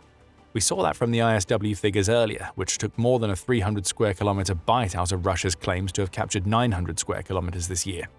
France 24 adds that Christina Harwood, who is the ISW's Russia deputy team lead, claims that Russian advances are coming at a literal foot pace and that this is not the picture that the Russians are trying to paint. Keep that last statement in mind. It'll be important when we come to the topic of peace talks. There's one more thing to cover before we finally move away from the numbers. In his interview with the Financial Times, Zelensky adds that it's not just Russia's slow pace of advance in return for a brutal and massive sacrifice of soldiers that has to concern Putin. On the contrary, we have advanced, Zelensky says when referring to gains that Ukraine has been making along the southeastern front of the country in the wake of SpaceX's decision to ban the use of the unauthorized Starlink terminals that Russia relied on for communication and drone operations. This is backed up by Ukraine's military chief Alexander Syrskyi, who said on February 23rd that Ukraine has managed to regain about 400 square kilometers of territory in its southeastern counteroffensive. Assuming this figure is correct, does that mean we can subtract what Ukraine has gained in 2026 from the 572 square kilometers that the ISW estimates Russia to have seized during the year? If we can, that then means the sum total of Russia's advance in Ukraine so far adds up to 172 square kilometers, which is an absolutely pathetic return when the country is losing anywhere between 30,000 and 45,000 soldiers per month. But the maths isn't adding up for Putin anymore. And according to Zelensky, that means now is the time to pile even more pressure onto Russia's leader during peace talks. We mentioned peace talks a few times already. Right now, Putin is trying to paint a picture of the Ukrainian army in crisis. The lies about how much territory Russia has seized, along with Russia's refusal to discuss its casualties, are being carefully constructed to make it seem like the end is nigh for Ukraine. Russia's overwhelming force is more than Ukraine can handle, Putin wants the world to believe, and it's only a matter of time before Ukraine crumbles. In particular, Putin wants to communicate this message to the US and President Donald Trump. Zelensky says that the real mass that we see now on the battlefield should be enough to push the US into pressuring Russia rather than Ukraine to come to a peace agreement. Trump has to see through the games, Zelensky says, as he tells the Financial Times, "I see it because they are very poor actors. They are playing with Trump and playing with the entire world. That's how it is. Putin thinks he looks convincing and that he can be trusted. No, he is a bad actor." Zelensky adds that the scale of Russia's losses means the country is as desperate for a pause to the fighting as Ukraine. That alone shatters the narrative that Putin is trying to feed to the US of Ukraine being a country that is on the brink of defeat. And we also see the extent of Russia's desperation in some wheeling and dealing that is trying to engage in behind the scenes of the Ukraine war peace talks. According to Zelensky, Russia has offered the US an economic cooperation package that is worth $12 trillion. That package reportedly contains certain provisions about Ukraine. Zelensky reports Ukraine's intelligence services as determining. Reading between the lines, this is basically Russia trying to bribe the US with trillions of dollars to pressure Ukraine into ceding the Donbass, which is what Putin has wanted since peace talks began. But as Zelensky notes, there's no guarantee that Russia would stop at the Donbass once it has it. Honestly, I do not believe that this is all that Russia demands. Our withdrawal from Donbass, and then the war will end. Russia is Russia, and you know you cannot trust them, Zelensky tells the Financial Times. Russia isn't even trying to be secretive about this offer. Kirill Dmitriev, who is the CEO of Russia's direct investment fund, even took to X to dangle the economic cooperation package in front of America. Dmitriev even quotes a higher number than Zelensky as he pushes for the US to lift sanctions on Russia. Fake news. The US will eventually lift sanctions because sanctions on Russia cost US businesses $300 billion plus. Lifting sanctions on Russia is in the US interest, he declares in his post, before adding, the portfolio of potential US-Russia projects is over $14 trillion. Russia is trying to reduce what it's doing in Ukraine to a business deal. That cannot be allowed to work. Putin has spent over a year weaponizing peace talks, and in doing so, he has managed to tip the scales of war in Moscow's favor, the Japan Times reports. In other words, Putin has successfully created the image of Ukraine being on the verge of collapse, and the Kremlin is now using obscene amounts of money in an effort to convince the US to apply even more pressure on Ukraine to capitulate. The manpower maths we've just shared cuts right through all of that. It exposes Putin as the liar, thief, and charlatan that Ukraine has always claimed him to be, and it should be a sign to the US that the pressure has to be placed on Putin. What costs the Russian dearly is stopping their shadow fleet, stopping their companies, their ability to trade, to export energy resources from Russia, stopping sanctions evasion, Zelensky tells the Financial Times in what amounts to a call for Trump to ignore Dmitriev's claims that the US will benefit from lifting sanctions. The implication here is that these are claims being made by Russia because it's getting desperate. Putin is trying to hide it, but their numbers don't lie. Pressure must be applied to Russia in the wake of the revelations of just how much the country is losing for its scant gains in Ukraine. And not all of that pressure has to be applied by the US. The European Union or EU can play its part, both on the sanctions front and by fast-tracking Ukraine's ascension to the EU. I want a date. I'm asking for it. Let us not allow the next leaders or the next generation to face a situation where Russia blocks Ukraine's EU membership for 50 years, Zelensky says. On the pressure front, Ukraine being a member of the EU would cause more problems than Putin realizes. It would place Ukraine front and center of a powerful economic bloc that is already damaging Russia with sanctions. A deeper Ukrainian influence in the EU could lead to even better economic sanctions, all of which eat away at Russia's ability to sustain a war that has already cost it so much on the battlefield. As the Tony Blair Institute for Global Change notes, Ukraine's joining the EU also deepens the defensive cooperation between it and the EU's members. Ukraine brings with it a growing defense sector and one of the most technologically innovative populations on the planet, but it's not like this is a one-way deal. Ukraine's ascension to the EU boosts trade and offers just as much to the EU as it does to Ukraine, with the latter also getting the collective bargaining power that could make it a real force in peace talks that often seem like they're being conducted by the US and Russia, with Ukraine as an afterthought. Ultimately, it all comes down to what we've discussed earlier in the video. Despite all of Putin's claims, the maths no longer adds up for Russia. 167 Russian soldiers are dying for every square kilometer of Ukraine that is gained. And the scale of Russia's gains appears to have been exaggerated to an insane extent. Russia can no longer recruit the people that it needs to sustain its cannon fodder campaign, and Ukraine is now making gains, all of which means that the paint is peeling on the picture that Putin has created. Something monstrous is mowing down Russia's ranks. It's not bullets or bombs. It isn't even Ukraine's drones, as damaging as those flying death machines have been to Russia's army. What is killing Putin's men is far more sinister, and it's an enemy as old as time itself. The Russian military is diseased, literally. The zombie plague is devouring Putin's forces as it targets one of the most vulnerable parts of a Russian's body, the eyes. Let's imagine that you are a Russian soldier for a moment. Posted to the front lines, you're already shocked at how ancient your country's tactics seem to be. There are no combined assaults using Russia's air and ground forces. You spent most of your time digging trenches that you'll hide in whenever Ukraine's drones fly by.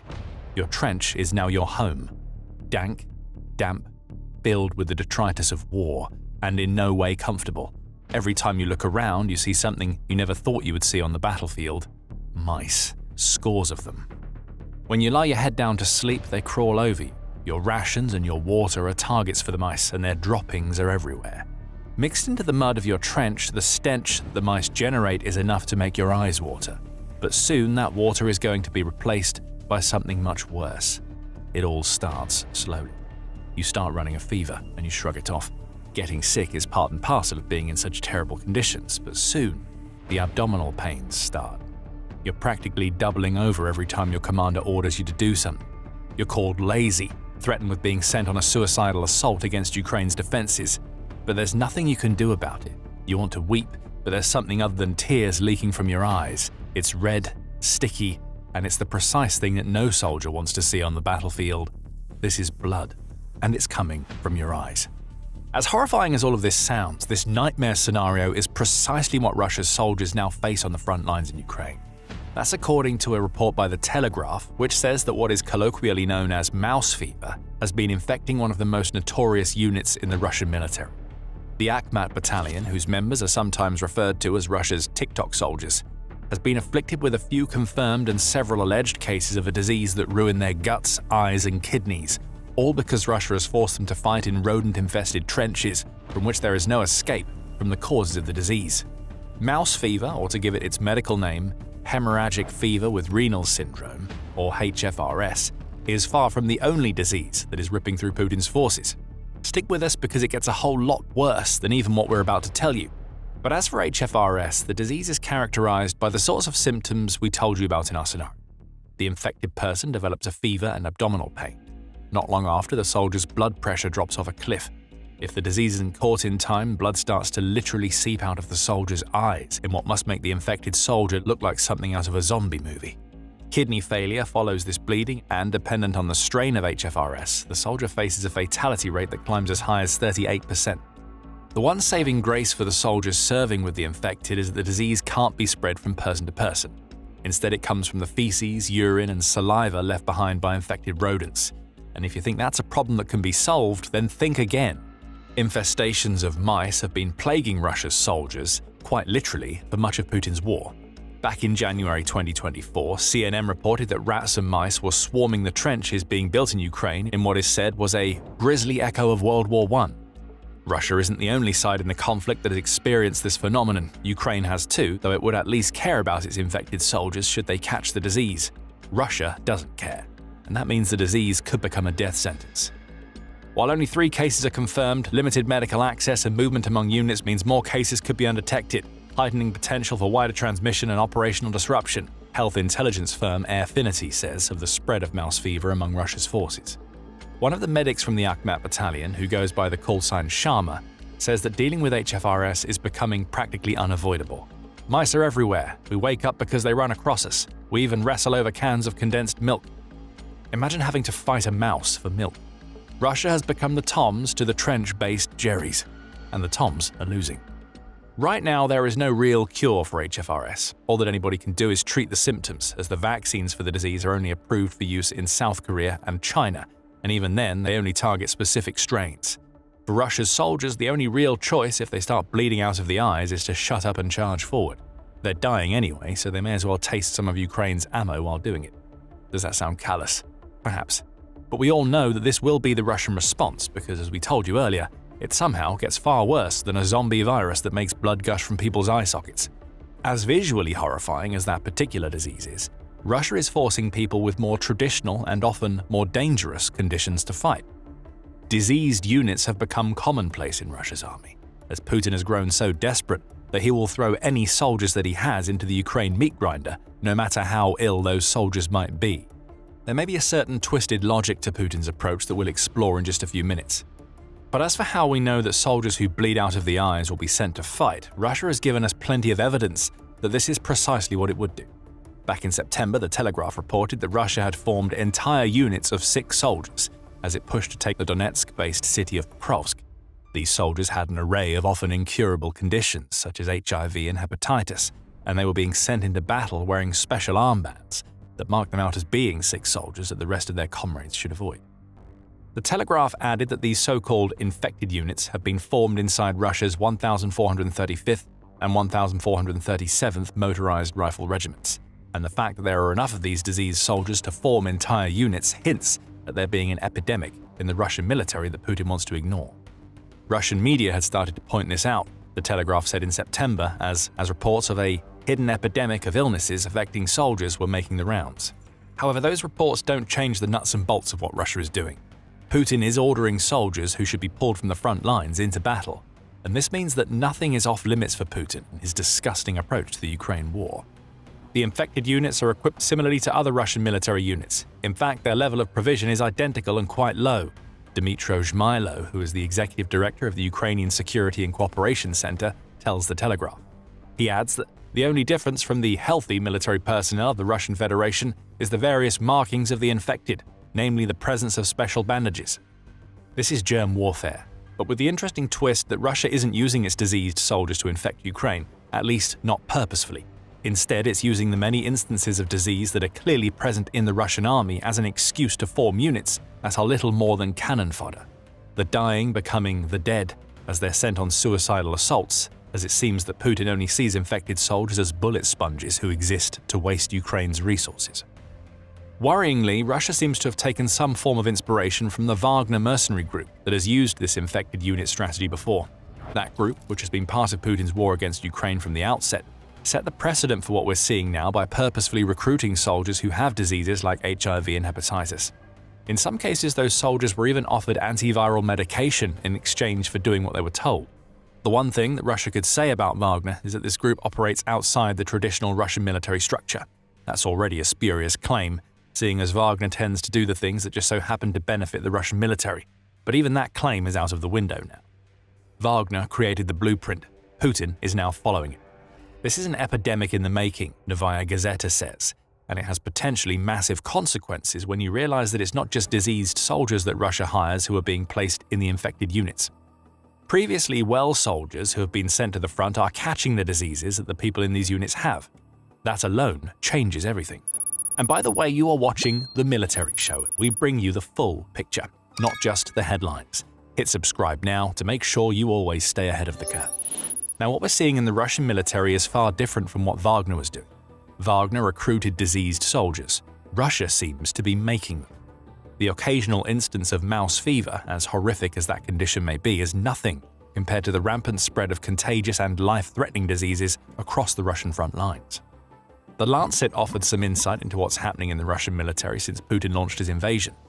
In the fourth quarter of 2023, HIV had increased in the military by 20 times compared with pre-war figures, the medical journal reported in October 2025. It suggested several reasons why this was happening, including Russia's complete failure to provide adequate medical care to its soldiers. Far too often, single-use syringes are being used on multiple soldiers in field hospitals. It only takes one infected soldier for this ludicrous approach to medicine to become a problem, but Russia doesn't seem to be doing anything about it. Many of Russia's infected soldiers also lose access to their antiviral treatments when they're on the front lines, so they die quicker and they increase their risk of infecting their comrades. This is a symptom of Putin's utter failure to address HIV in Russia itself. The Lancet adds that data from 2023 showed that at least 16 regions of Russia had a proportion of pregnant people who have HIV above the 1% limit that is considered the threshold for a generalized epidemic. It seems that Putin has decided that the failures of the medical system at home should be amplified for the soldiers on the front lines. Why should Putin care anyway? These soldiers exist to die for his cause in his mind. Novaya Gazeta adds some more information, noting that many of the Russian soldiers who entered the military with the knowledge that they had HIV submitted false medical records so that they could score bumper paydays. Again, Putin would have been fine with that. The Kremlin wasn't going to dig too deep into the histories of the people signing up to become cannon fodder in his war. Russia's president is likely also fine with the likelihood that the officially reported HIV statistics on the front line are probably much lower than the actual figures. Novaya Gazeta adds that the real number may be as much as 45% higher than the official number of cases, but that just means more infected units can be formed to attack Ukraine. It's cold, it's callous, it's Putin all over, as Russia's leader grows increasingly desperate to get his hands on more manpower due to the abject failure of the attritional approach that Russia has taken to the war. Novaya Gazeta says that Russia's infected soldiers have been drafted by desperation, and there is perhaps no better term for it.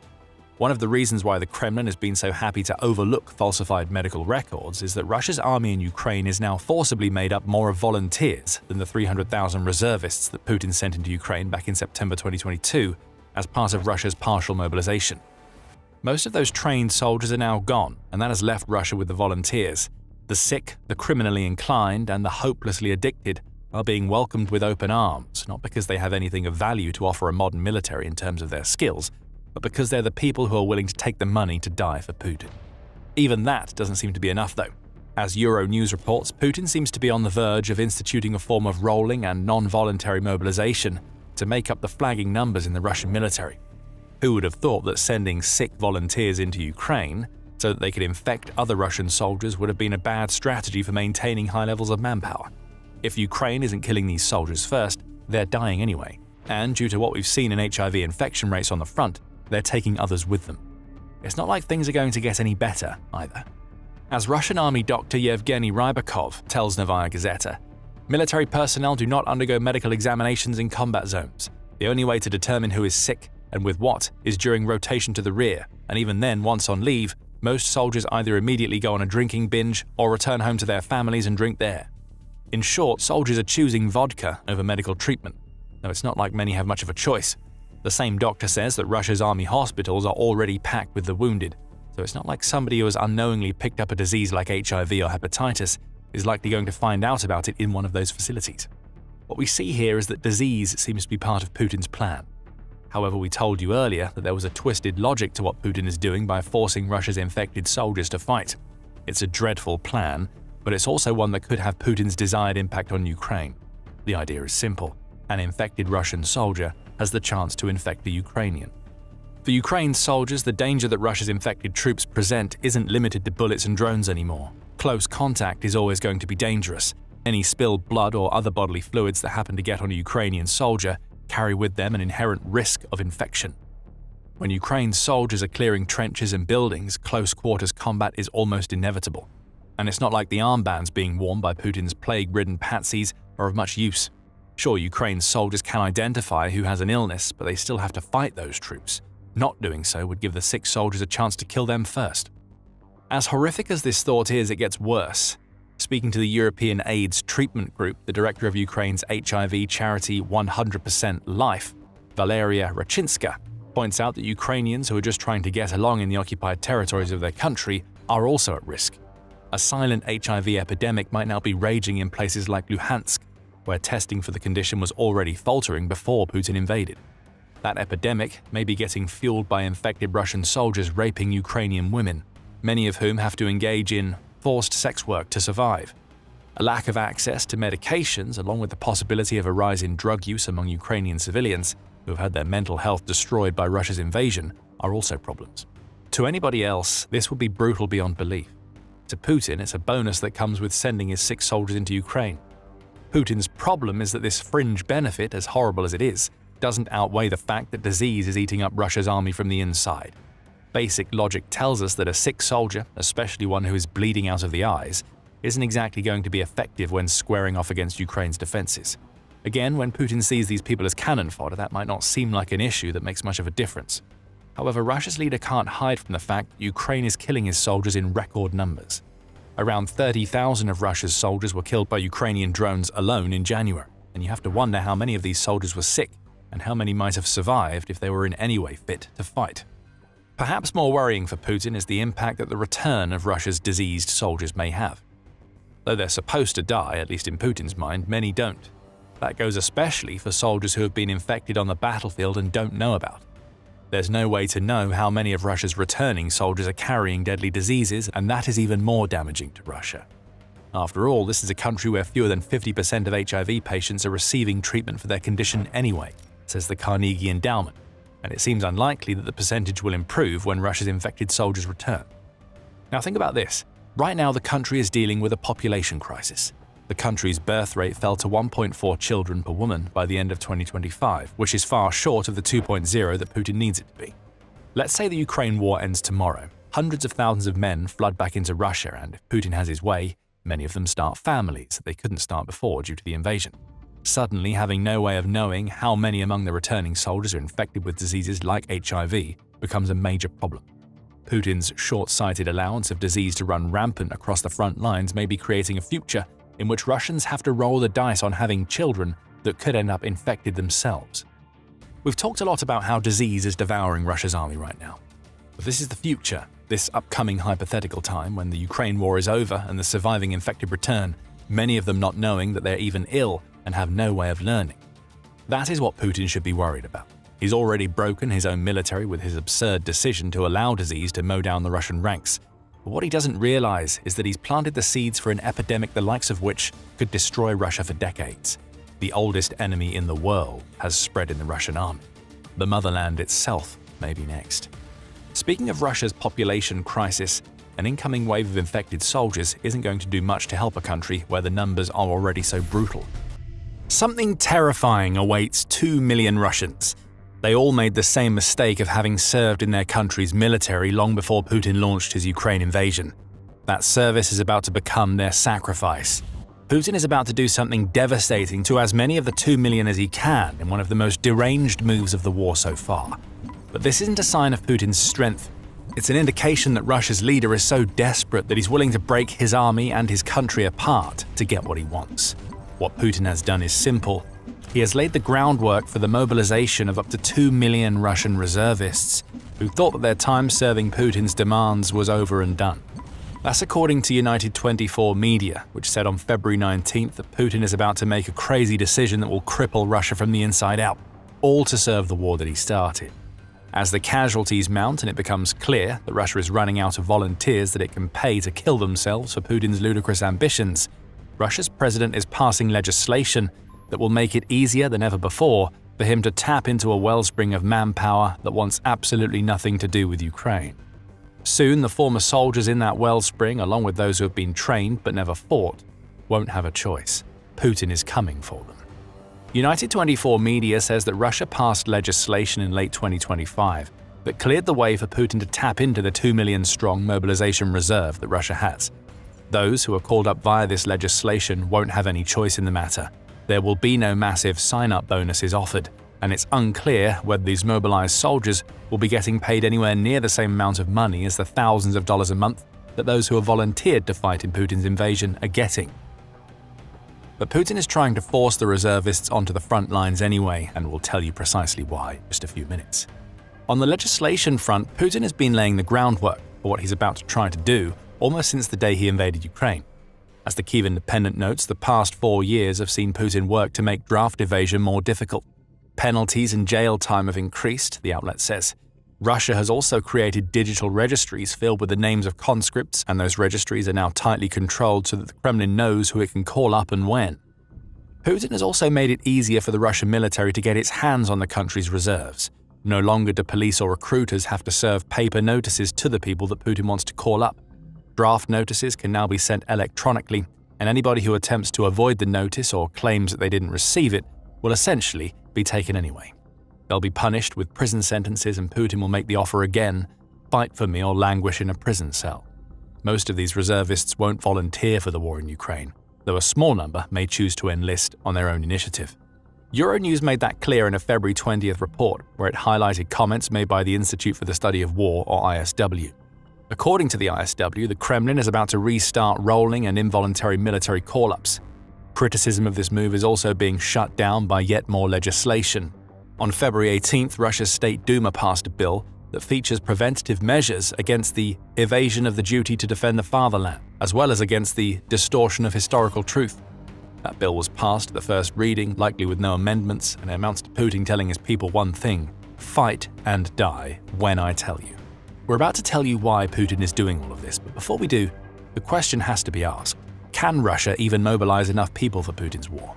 Unfortunately, the short answer is yes, as Global Firepower points out. The organization, which ranks the world's militaries based on several factors, including manpower, says that Russia does indeed have an estimated 2 million reservists, who add to the active Russian army that it says contains 1.32 million people. Russia also has an average yearly mobilization potential of 1.25 million, which would amount to yet more non-combatants being forced into a fight that they would have already volunteered for if they wanted to be involved. And that desire, or lack thereof, is a problem for Putin. The Kremlin has been giving volunteers enormous sums of money to fight for Russia in Ukraine. Those who are motivated by cash payouts or actually aligned with Putin's vision for the destruction of Ukraine will already be fighting. That leaves the unmotivated. Those who are trying to avoid the war may soon be forced into it anyway. That's who Putin is going to be turning to if he pushes forward with the mobilization, for which he has laid all of the groundwork. Which brings us back to the obvious question that needs to be asked: why does Putin need to do this? Desperation is the obvious answer.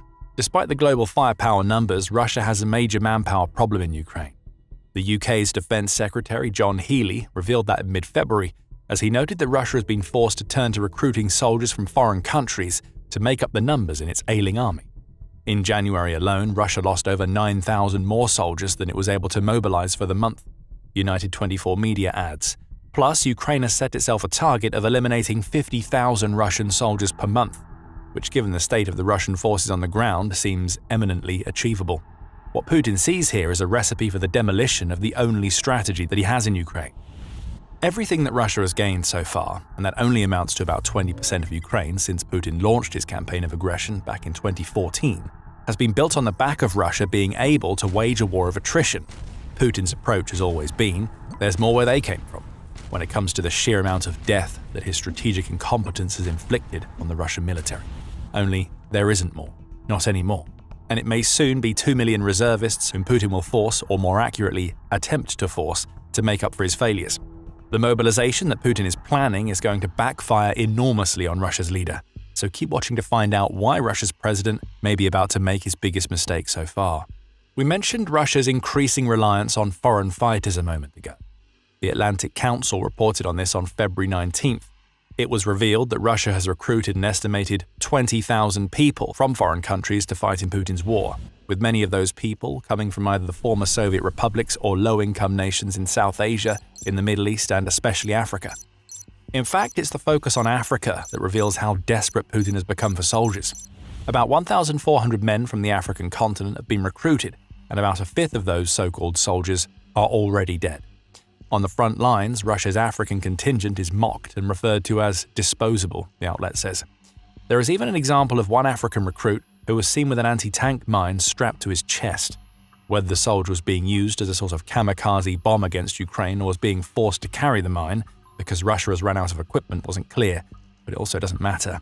The takeaway here is that Putin has taken an almost colonial response to finding new soldiers for his invasion.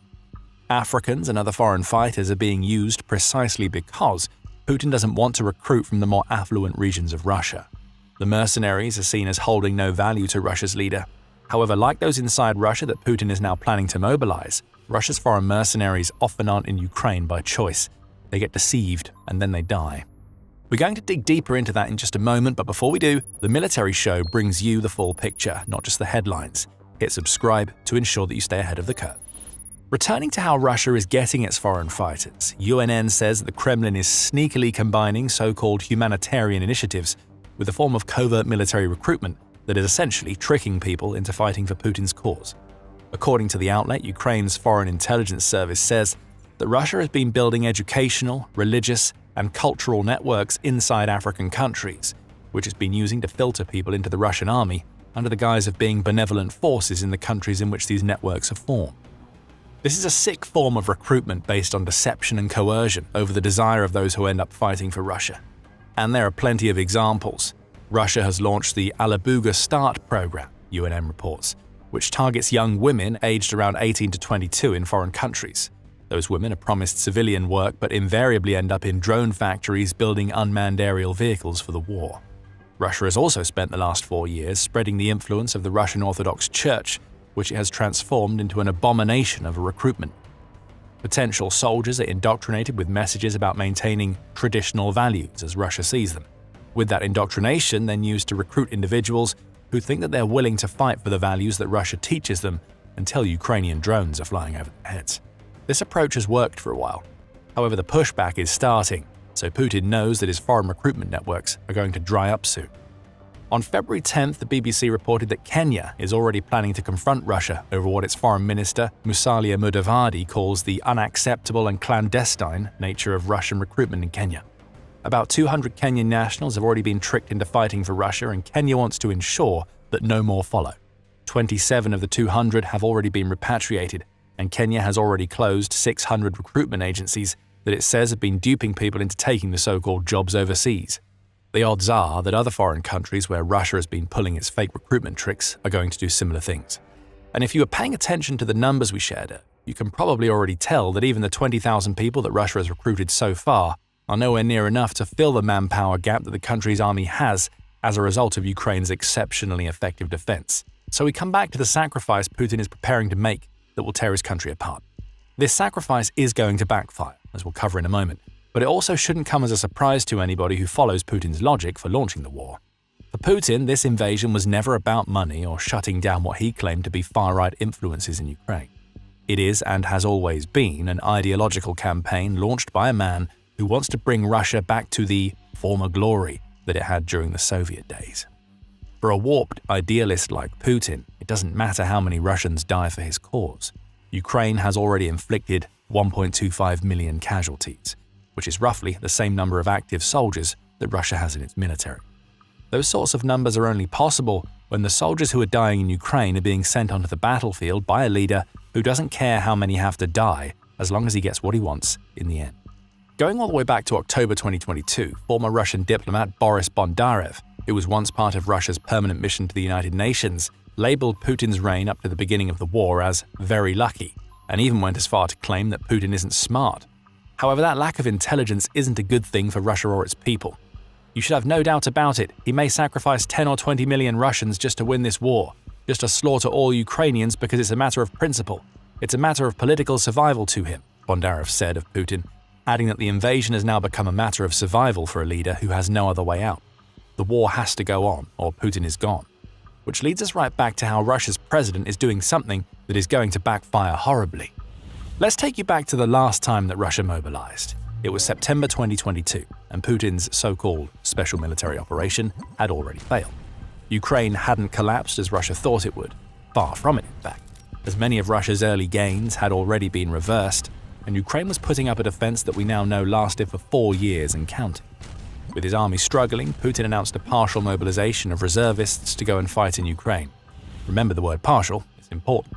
That initial round of mobilization saw Russia draft about 300,000 people into its army, before the Kremlin changed tack and started using obscene amounts of money to tempt volunteer soldiers into the fight.